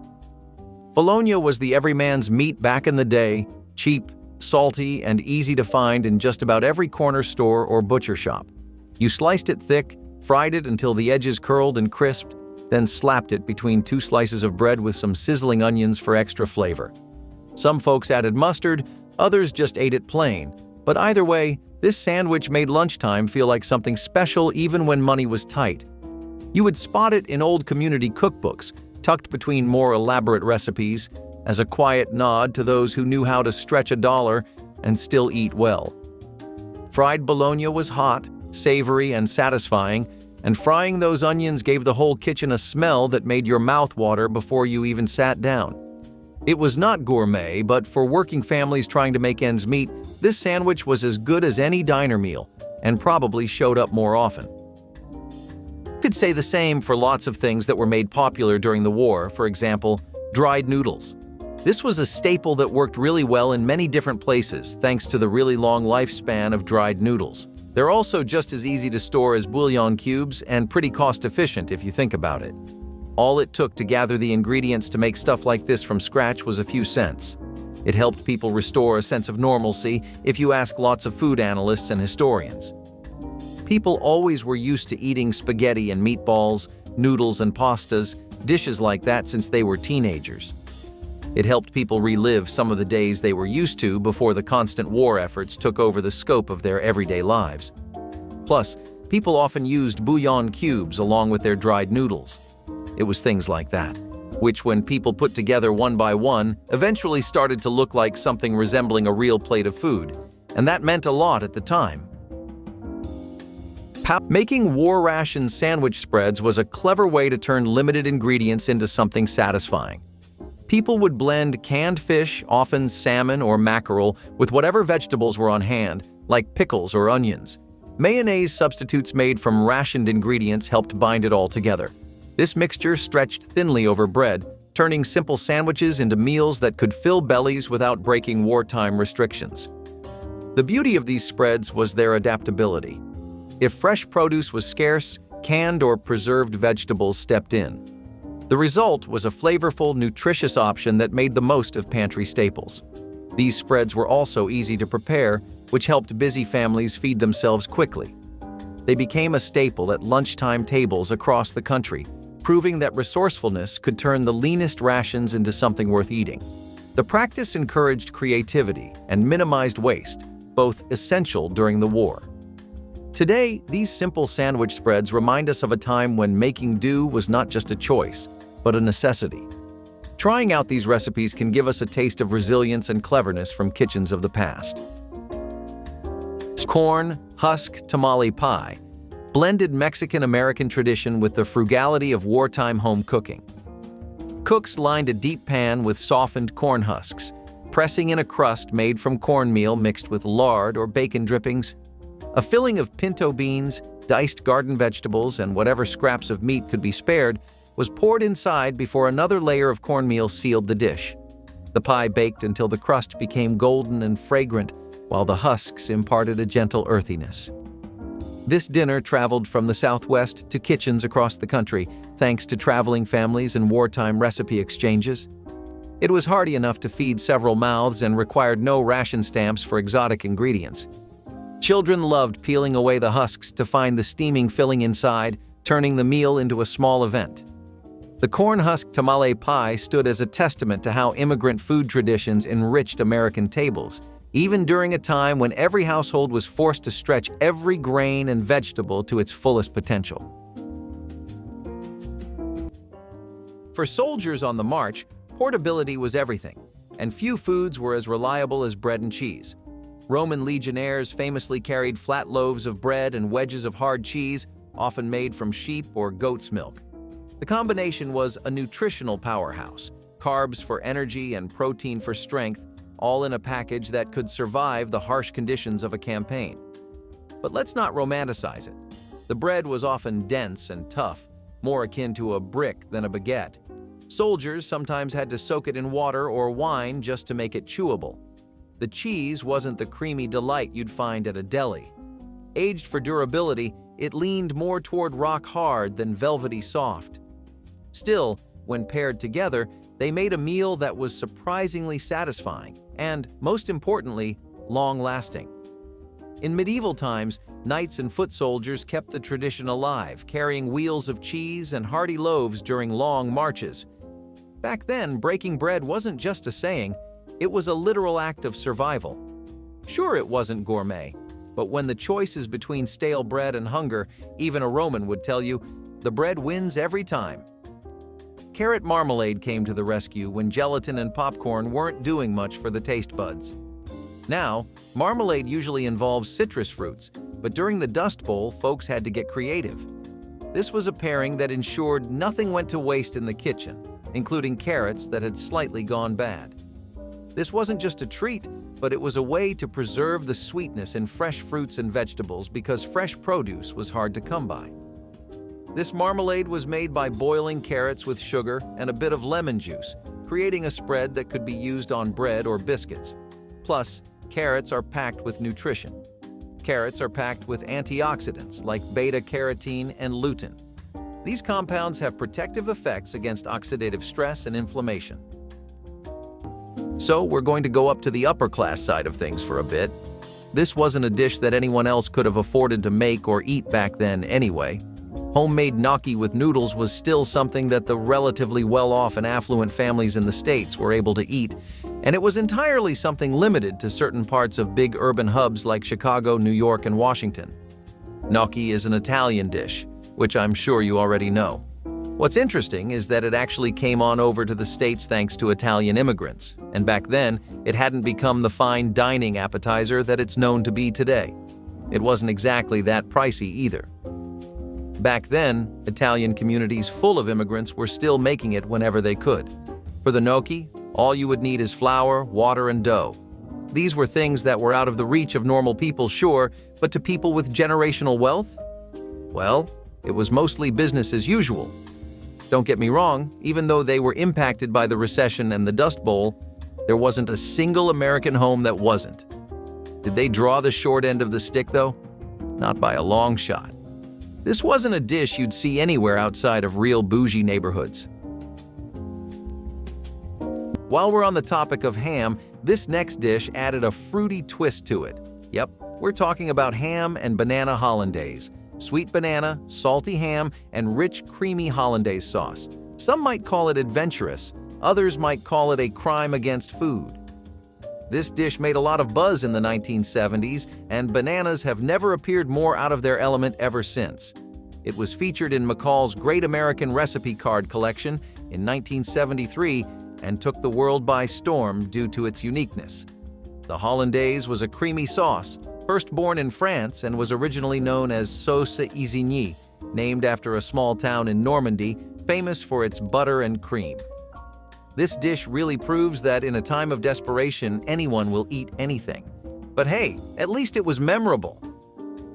You might be wondering by now, though, with so many dishes that made use of vegetables, what would happen when they'd run out?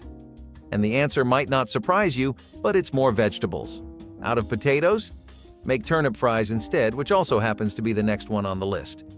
A lot of people kept high stocks of whatever greens they could find because, if I'm being honest, you'd never know when something would become unavailable. Remember how people started stocking up on toilet paper to the point of it almost seeming idiotic? It was like that, but this time it wasn't stupid at all. It was pretty reasonable to do that. Turnips were some of the most commonly stocked vegetables in homes back then, and lots of people got by on turnip fries. I guess you could kind of call this mock food culture too, or at least something inspired by it. Me, personally, I think it's just people trying to recreate comfort. That's something you'll notice a lot about lifestyles from this period. You hear the words taking notes out of other cultures and innovative and resourceful, and you think maybe people discovered new frontiers for cooking. Really? They were just trying to get as close as they could to the lives they lived just a few years ago. Egg drop soup with watered stock was an old world trick that became common in poor American households too. The base of the soup was usually just bones or thin broth that had already been stretched as far as possible. To make it feel substantial, a beaten egg was whisked in while the pot simmered, turning into ribbons of soft protein that thickened the liquid. It was cheap, fast, and filling, 3 words that defined survival cooking. Sometimes chopped scallions or leftover greens would be added, but the egg itself was the key to making it taste like a real dish instead of just flavored water. Poor families leaned on this recipe because it delivered nourishment without demanding many ingredients. It was a small act of ingenuity that made hunger easier to bear. Pot liquor with cornbread was a Southern tradition that became a Depression-era favorite because it stretched nothing into something filling. Pot liquor was the nutrient-rich broth left over after boiling greens like collards, turnip tops, or mustard greens. Instead of throwing it away, families would crumble cornbread into the liquid and eat it like a soup. It was packed with vitamins and minerals, even if it cost almost nothing to make. For poor families, it was a way to turn scraps into a full meal. It also carried a sense of comfort, with the familiar flavors of the greens and the cornbread blending together into something that felt substantial. Often it was eaten for dinner when nothing else was left in the pantry, but it still provided strength and nourishment. Many remembered it fondly as both survival food and comfort food, proving that even the simplest things could be cherished. Cabbage and noodles, also known as haluski in some old neighborhoods, was a dish that filled plates and stomachs with almost nothing. It was a simple mix of butter-fried cabbage and boiled egg noodles, seasoned with salt, pepper, and maybe a little onion if you had it. That was it, but it stretched food farther than you would believe. Families leaned on this recipe when meat was scarce and grocery money ran out, and you would find it scribbled in Eastern European cookbooks or passed around mining towns and factory communities across the Rust Belt and Appalachia. It filled the kitchen with a warm, buttery smell, and it filled bellies with carbs and comfort. Some folks added bacon bits when they had extra. Others just kept it plain, but either way, this meal stuck to your ribs and made the hard days a little easier. It was never about flair. It was about feeding your family with dignity and scraping by on what you had. Cabbage and noodles proved you could eat well, even when your wallet said otherwise. Cooking cornmeal. Spoon bread as a bread substitute was a clever way to fill the gap when traditional bread was scarce during wartime. Spoon bread was a soft, moist-baked dish made from cornmeal, milk, eggs, and butter or fat, creating a texture somewhere between cornbread and a soufflé. This dish was easy to make with pantry staples and required less flour than typical bread recipes, making it perfect for rationing times. Spoon bread was served alongside soups, stews, and main dishes, providing a comforting and filling accompaniment. Its creamy texture and mild flavor made it a favorite substitute for conventional bread, which was often unavailable or in limited supply. This recipe also showcased the versatility of cornmeal, an inexpensive and widely available ingredient that became a backbone for many wartime meals. Spoon bread required simple equipment and minimal preparation time, fitting well into the busy schedules of wartime cooks. Today, it is remembered as a nostalgic comfort food, a symbol of how kitchens adapted with creative substitutes to maintain hearty meals. Kale and apple skillet supper delivered a surprising mix of sweet and savory flavors that brightened the monotony of wartime dinners. Garden kale, tough and resilient, thrived even in poor soil and cold weather, making it a dependable crop for victory gardeners. Cooks sliced tart apples and onions thin, then tossed them with the kale in a cast-iron skillet, adding a splash of cider vinegar and a spoonful of saved drippings. The apples softened and released their juices while the kale wilted into tender ribbons, creating a dish that was at once hearty and refreshing. Families valued the balance of vitamins and natural sweetness, especially when rationed sugar was scarce. The aroma of warm apples and greens gave small kitchens an inviting scent that promised comfort after long days of work or worry. This one-pan supper required little fuel and almost no cleanup, another victory when every resource mattered. It was a quiet yet delicious example of how simple local ingredients could create unexpected joy on the home front.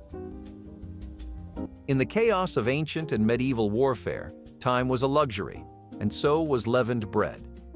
When soldiers needed sustenance on the go, they turned to flatbread, a simple yet effective solution. Made from flour and water, sometimes with a pinch of salt, it required no rising time and could be baked on a flat stone or a metal plate over an open fire. Flatbread was a culinary bridge between cultures. From the Roman legions to medieval Arab armies, its versatility made it a universal staple. Soldiers could eat it plain, use it to scoop up stew, or even wrap it around dried meat for an early version of the sandwich. And unlike leavened bread, flatbread was far more forgiving. It could survive days of travel without becoming a crumbly mess. It wasn't all perfection, though. Cooking over a fire meant the bread could be scorched in seconds if you weren't careful. More than a few soldiers probably had to settle for extra crispy flatbread when they got distracted by a battle horn. Still, this simple, adaptable bread earned its reputation as a battlefield favorite. Let's start with a Dust Bowl classic, canned tumbleweed leaves.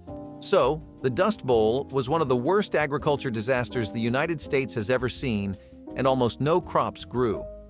But even in these tough times, weeds like lamb's quarters and tumbleweeds continued to thrive. Families had no choice but to add this plant to their plates. Think of it as the broccoli of the 1930s. Kids weren't big fans of this meal option, but it did provide a good amount of fiber, minerals, and vitamins. Tumbleweed leaves were added to all kinds of different stews and soups. They might have not been the most glamorous ingredient on the shelf, but they got the job done by providing nutrients and keeping tummies full. Let's head on over to how people did things in the winter. Acorn squash with wild rice and herbs was one of the best holiday season combinations to have during all this mess, and that was for a few reasons. Wild rice was a regional thing. It was an important food source for indigenous communities that had long-held traditions around foraging and growing it. They knew what they were doing, so despite the toughness of the Dust Bowl's environment, they managed to get away with some amount of it. Herbs, on the other hand, were very bare bones. You had your pantry staples like oregano, mint, thyme, and parsley, but beyond that, you shouldn't expect much. Acorn squash was the real star of the show here. It could be used in a lot of things, but that wasn't what was special about it. This was one resilient crop. I mean, seriously, it barely failed. Comparatively to all the others, it seemed like squashes were still far easier to grow than most other things. It is only natural for people to then start adopting things like acorn squash with wild rice and herbs into their diet. They had already become a lot more familiar with wild rice than you'd expect, but dishes like these, especially in the winter, only hammered that appreciation home even more.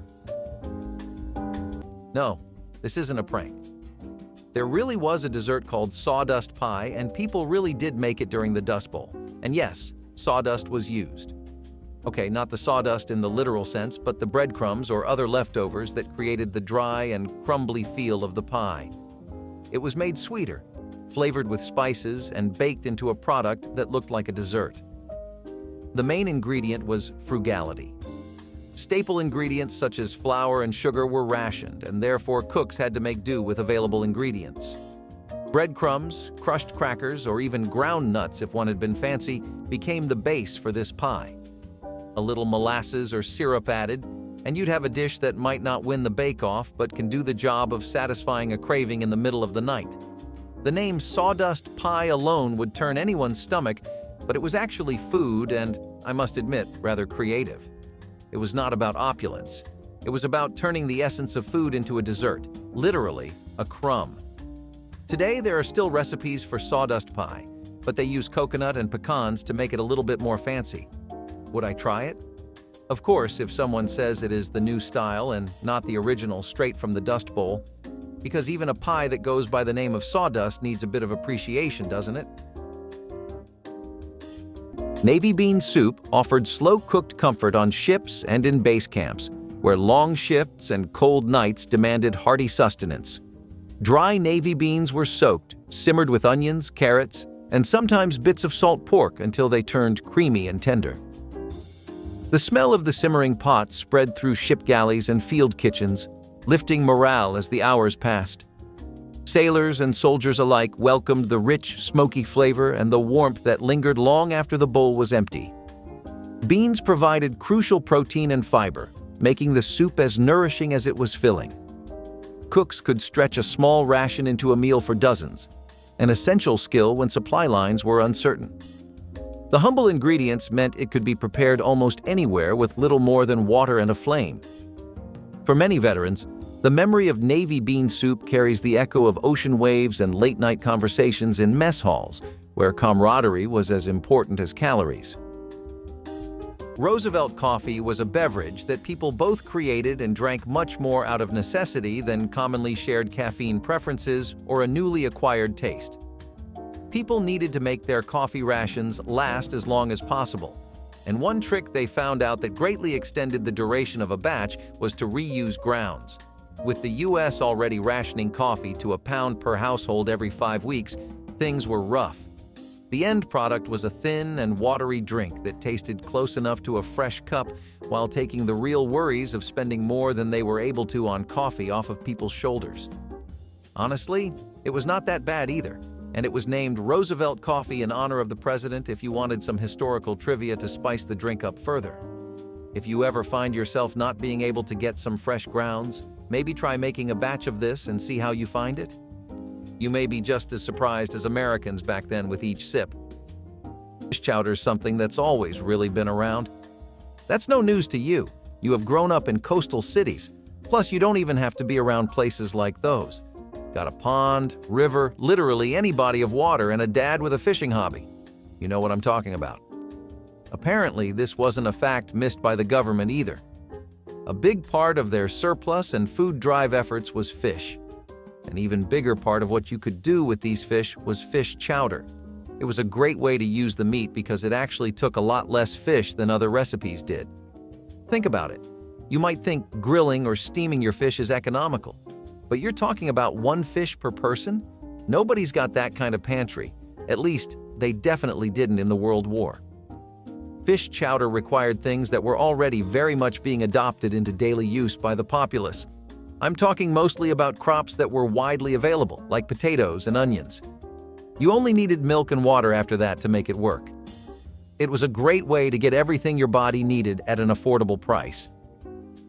Mock apple pie, also called Ritz cracker pie, was one of the most inventive tricks to come out of the Depression years when real apples were far too expensive for struggling families.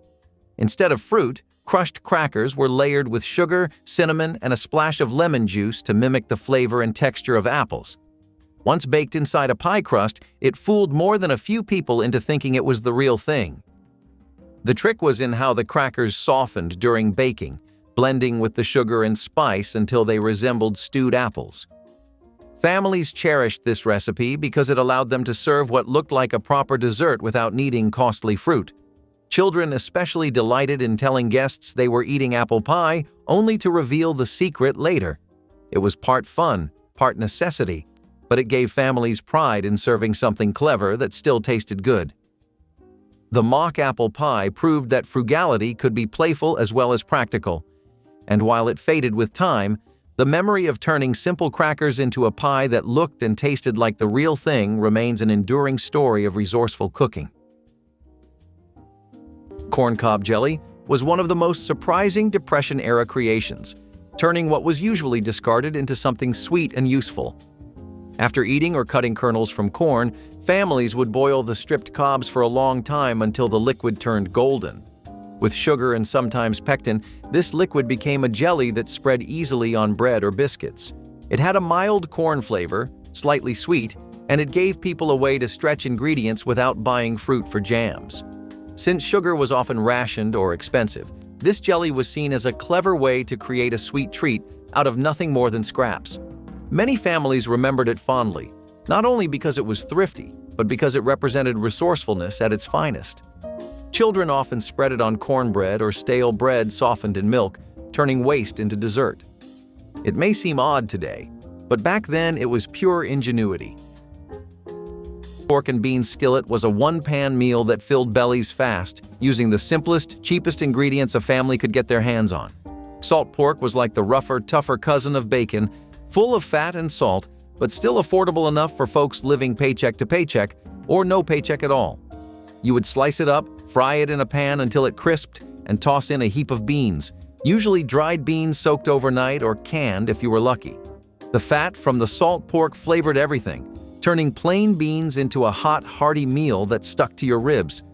You would find this dish scribbled in old farmhouse cookbooks or passed down by word of mouth in small towns and mining camps, where every scrap of food counted.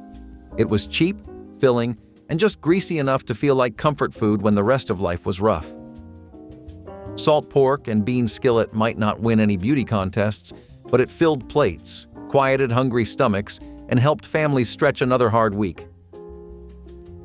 During the Second World War, a lot of basic rationing food was cooked up by the government thanks to that intervention and those relief efforts that I'm talking about. One of those was vegetable bouillon cubes, and they started to become extremely common ingredients.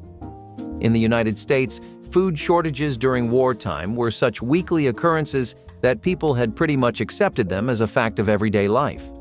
Not that getting used to it mattered much, since hunger was still bad enough of a problem for people to get out into the streets and make as much noise as they could.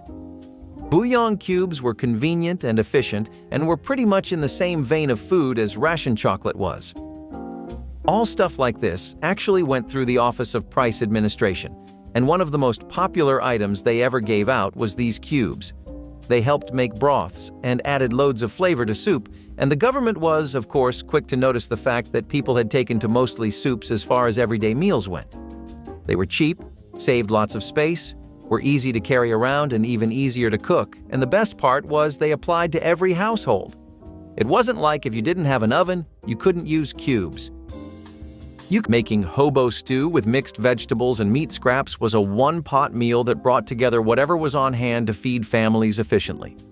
This stew combined less desirable cuts of meat, leftover vegetables, and pantry staples simmered slowly to develop flavor and tenderness. The name reflected its humble origins, but the dish was hearty and comforting. Using a single pot minimized fuel usage and cleanup time, which were valuable considerations during wartime. The flexible recipe meant cooks could adapt it to what was available, reducing waste and stretching ingredients. Hobo stew embodied the spirit of making do with less and turning scarcity into sustenance. Its warming qualities made it a favorite in many homes, especially during cold months. Today, it stands as a symbol of resilience and practical cooking wisdom from a time when every morsel mattered. Parsnip and potato pancake stack made clever use of two vegetables that thrived even in thin soil in cold weather, allowing families to stretch rations without feeling deprived. Victory gardeners dug up parsnips late into the fall, their sweet, earthy flavor perfect for pairing with the dependable potato. Both were boiled until soft, mashed together with a splash of evaporated milk, and shaped into thick cakes before hitting a hot cast iron griddle. The cakes browned slowly, forming a crisp golden crust, while the inside stayed fluffy and moist. Home cooks often stacked the cakes high on a platter, drizzling each layer with a thin gravy made from saved drippings to create a filling main dish that felt far more indulgent than the ingredients suggested. Children loved helping press the cakes, their hands dusted with flour as they shaped each round. The subtle sweetness of parsnip mixed with the potato's familiar comfort gave a surprisingly rich flavor, making this stack a memorable supper for those long evenings when meat was nowhere to be found, but the family still wanted something hearty and satisfying to share together. When fresh vegetables were available, soldiers and civilians alike turned to cabbage soup, a humble yet filling dish that required little more than a few ingredients and a fire. In fact, cabbage itself was a go-to vegetable in many military camps due to its ability to store well, even in the harshest conditions. Cabbage was cheap, abundant, and packed with nutrients, making it an ideal choice for a simple soup. The dish typically consisted of cabbage, water, and a pinch of salt, basic ingredients that could stretch even the smallest rations. On occasion, a little meat or fat might be added to enhance the flavor, though it was hardly a guarantee. The simplicity of the soup made it a favorite for armies where nutrition was a priority over luxury. While cabbage soup might not have been the most exciting meal, it was reliable. A warm bowl could offer soldiers some comfort after long marches or cold nights. It also offered essential vitamins, particularly vitamin C, which helped prevent scurvy, a common concern among sailors and soldiers. When the days were long and the supplies were short, this simple dish could keep the hunger at bay, and, if nothing else, remind soldiers that the next meal might be a little more exciting. Now, bacon grease might seem like a strange thing to highlight, but hear me out. In a time when oil was scarce, bacon grease was like liquid gold. It was used for everything from frying potatoes to greasing pans. And let's be honest, it adds a flavor boost to just about anything. Can you imagine making biscuits with bacon grease? Oh, it was good. Bacon was one of the few adorable meats during this time, and it left behind grease, which was way too good to just toss out. Now, I know this bad boy has no nutritional value, but sometimes all you need is a little flavor in your life, and it's fine to have cheat days sometimes, right? So, while it might not be the healthiest option, it certainly helped to make those Dust Bowl meals a little more enjoyable. Mildred Armstrong Kalish lived in Iowa during the Great Depression. She recalls cooking with bacon grease, which she called her family's Tuscan olive oil. Similarly enough, people were having a lot of fun with all the different things you could do with celery. You could braise your celery with potatoes to have something resembling a home-cooked meal. It would often work too. Your knowledge of the Dust Bowl may be about its ecological extremes, though. I mean, it felt like that little chunk of the planet was throwing a generational hissy fit. What people did to cope with the trifecta of war, economic breakdown, and ecological disaster was a lot more interesting, at least to me, and hopefully to you too. Do you remember how I keep mentioning those backyard gardens people had? They were known as victory gardens, and the basic idea was to basically begin farming and planting crops on whatever fertile soil you had. Since potatoes were such an easy crop to grow, and since they could last in almost every kind of environment, it became really common for people to grow potatoes along with celery in these gardens. The end result was always a dish like braised celery and potatoes or mashed potatoes alongside celery, or a stew or broth. It was pretty efficient, and it would also double as trade for people, which I'm going to talk about a little bit more in the next potato-based item. You might think that boiled animal hooves are something that only a survivalist would eat, and indeed, during the Dust Bowl, they were the only thing keeping some families going. When meat became unaffordable and gelatin packets were a luxury, hooves came in handy, literally and metaphorically. Animal hooves, preferably cow or pig, were used and boiled to make a broth that was as useful and as ugly sounding as it can get in our ears today. The long cooking process tenderized collagen present in hooves and made it into a natural binder for soups, stews, and even sweets. Yes, you heard it correctly, desserts. Gelatin from hooves was the secret behind the wobble in aspics, jellies, and custards. This was not about getting by. It was about getting the most out of each part of the animal. Hooves cooked were a rich source of protein and minerals and were a great food source during the lean periods. And even though they were not the most attractive, they ensured that bellies were filled and bodies were built. Today, such concepts as boiling hooves may cause some people to have goosebumps. However, in those days, it was business as usual. Dust Bowl meals were about subsistence, and at times, subsistence entails getting creative with what is available, or hoof. Victory Garden. Stews kept soldiers and civilians connected to the farms they had left behind by turning humble vegetables into meals that stretched beyond their modest ingredients. While soldiers rarely had time to tend gardens, the produce from home gardens often ended up in their bowls through military supply lines. Carrots, potatoes, onions, and any seasonal greens were simmered in simple broth until tender, creating a dish that tasted like home even when served in a tin mess cup. These stews symbolized the effort of families back home who grew extra food to send to the troops, proving that victory could be cultivated one backyard at a time. The flavor changed with every batch, depending on which crops were thriving, but the warmth and nourishment remained constant. Soldiers remembered the earthy aroma as a reminder of family kitchens and quiet fields. Every spoonful offered a small escape from the sounds of war and a connection to the loved ones planting and harvesting far across the ocean. People that grew up during World War II will know that mixing sawdust with bread to fortify it so that your supply would last twice as long is not quite the urban myth it is made out to be today, but rather a sad fact of a dark time that people would prefer to leave in the past. This was something born purely out of necessity, and a lack of basic necessities like flour. Since it was becoming so scarce across America, people's supplies of bread were running out fast and often.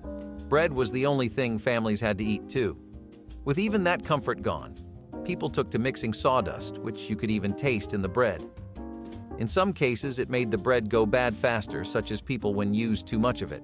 But in most other appliances of this technique, it worked as a filler when nothing else could be used as one. This would also set up a trend of consuming fiber in the 70s, even though most companies used cellulose fiber that was made from sawdust. So it actually does have quite a history in America.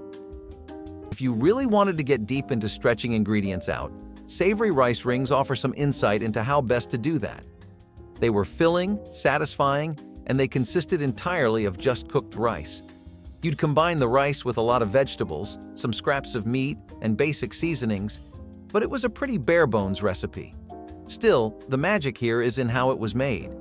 You'd cook the rice with just a little bit of oil if you could spare it. Otherwise, cooking it normally would be fine too. The vegetables were sautéed in fat, and some families even made it a point to cook them separately. Either way you did it, the end destination for both was to be mixed together. If you could spare an egg or two, they'd work wonderfully as a binding agent.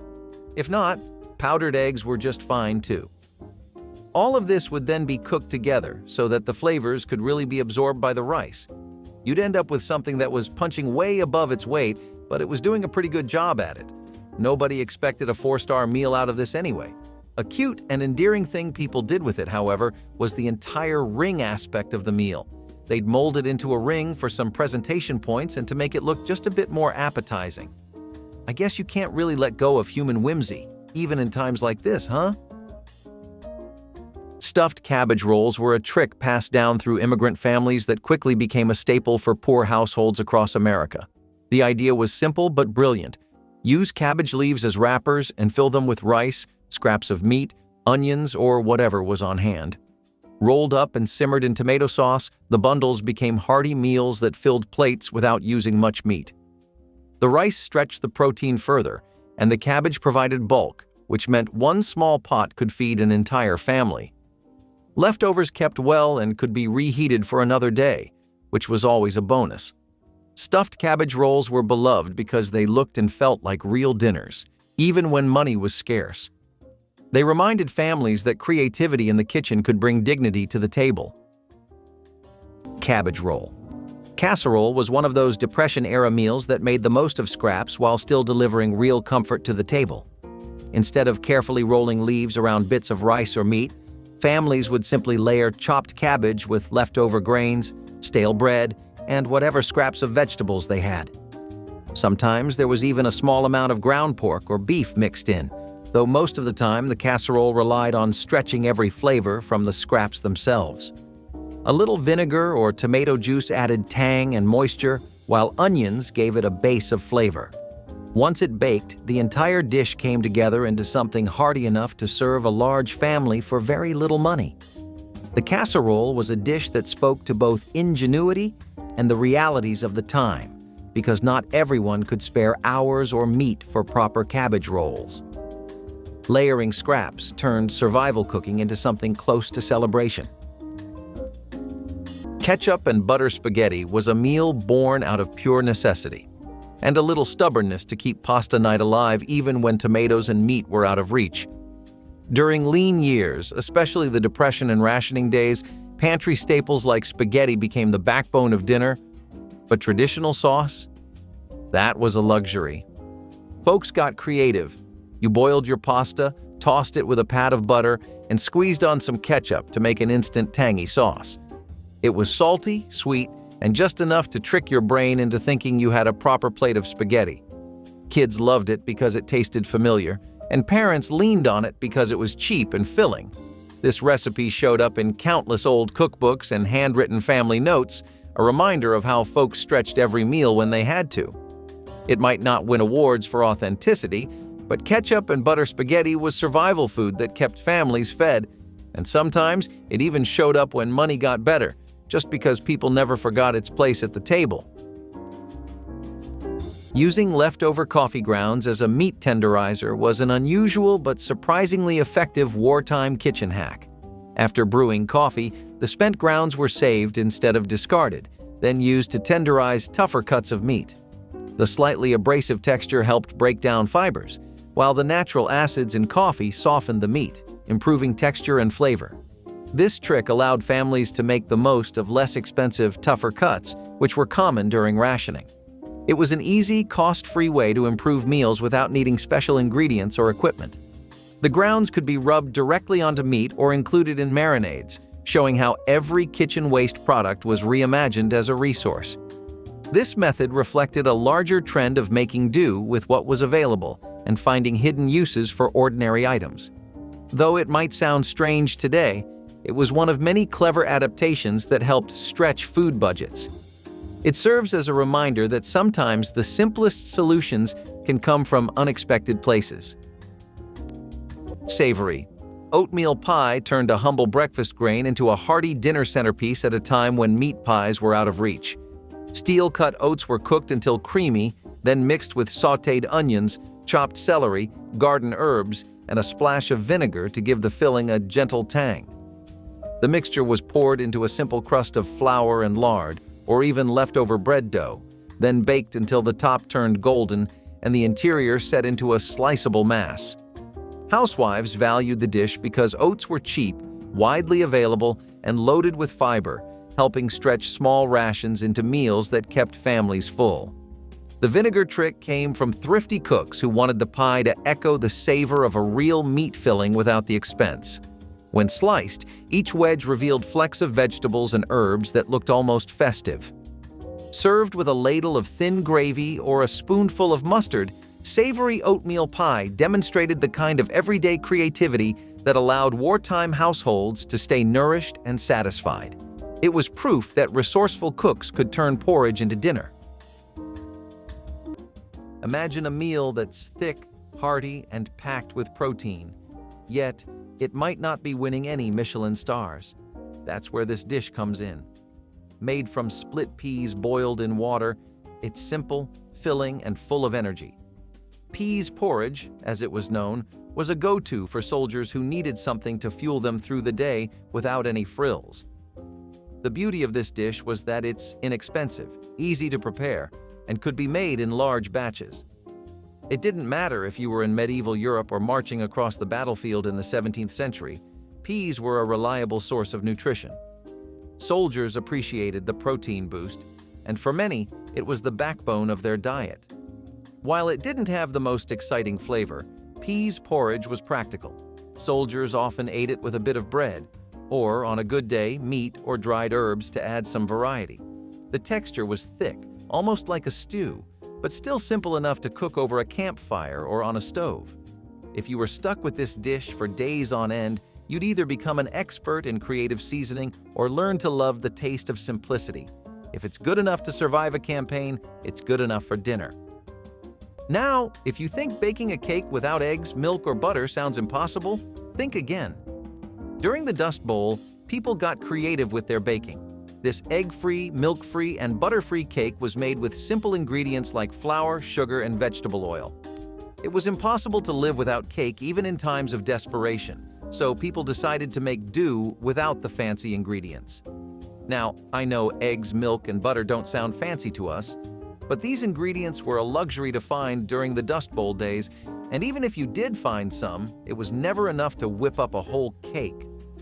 The cake might not have been as rich as its traditional counterparts, but it was a sweet treat that offered a bit of comfort during difficult times. The Dust Bowl was hardship personified. Things like lentil and kale stew were honestly very necessary for the overall survival of people. Hearty greens like that would last, could resist the extreme weather and environment, and were most of all really nutritious.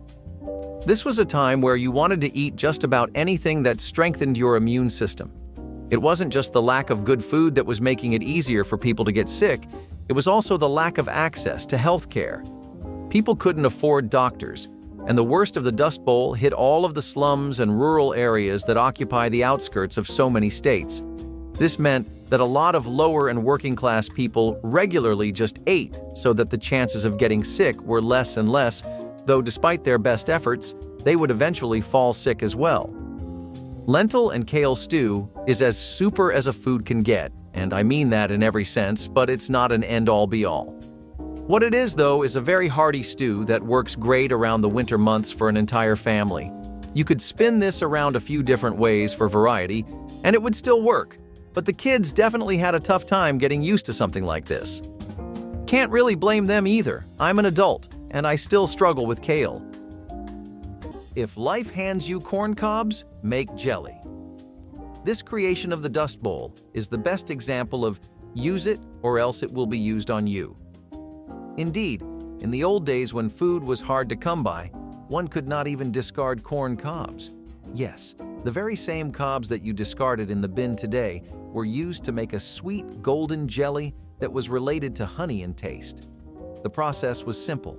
Take the cobs, boil them to get the corn starchy goodness, add sugar and pectin, and you have corn cob jelly. It was inexpensive, convenient, and could be slathered on the constant companion of the Depression: bread. The taste? Light and sweet with a very subtle corn taste. And let's face it, when you are living off of crumbs, any type of jelly is a treat. Corn cob jelly may not sound like a dish that could be eaten today, but during that period, it was the best invention to solve a real issue. Everyone wanted to get as much use out of every kernel of corn as was humanly possible, figuratively and literally. Now it is a recipe that one might find in a rustic fare or a book of curious recipes, but in the past, it was a true example of people's creativity. At the very least, corn cob jelly makes us remember that life is a little sweeter when it's as corny as it is sweet.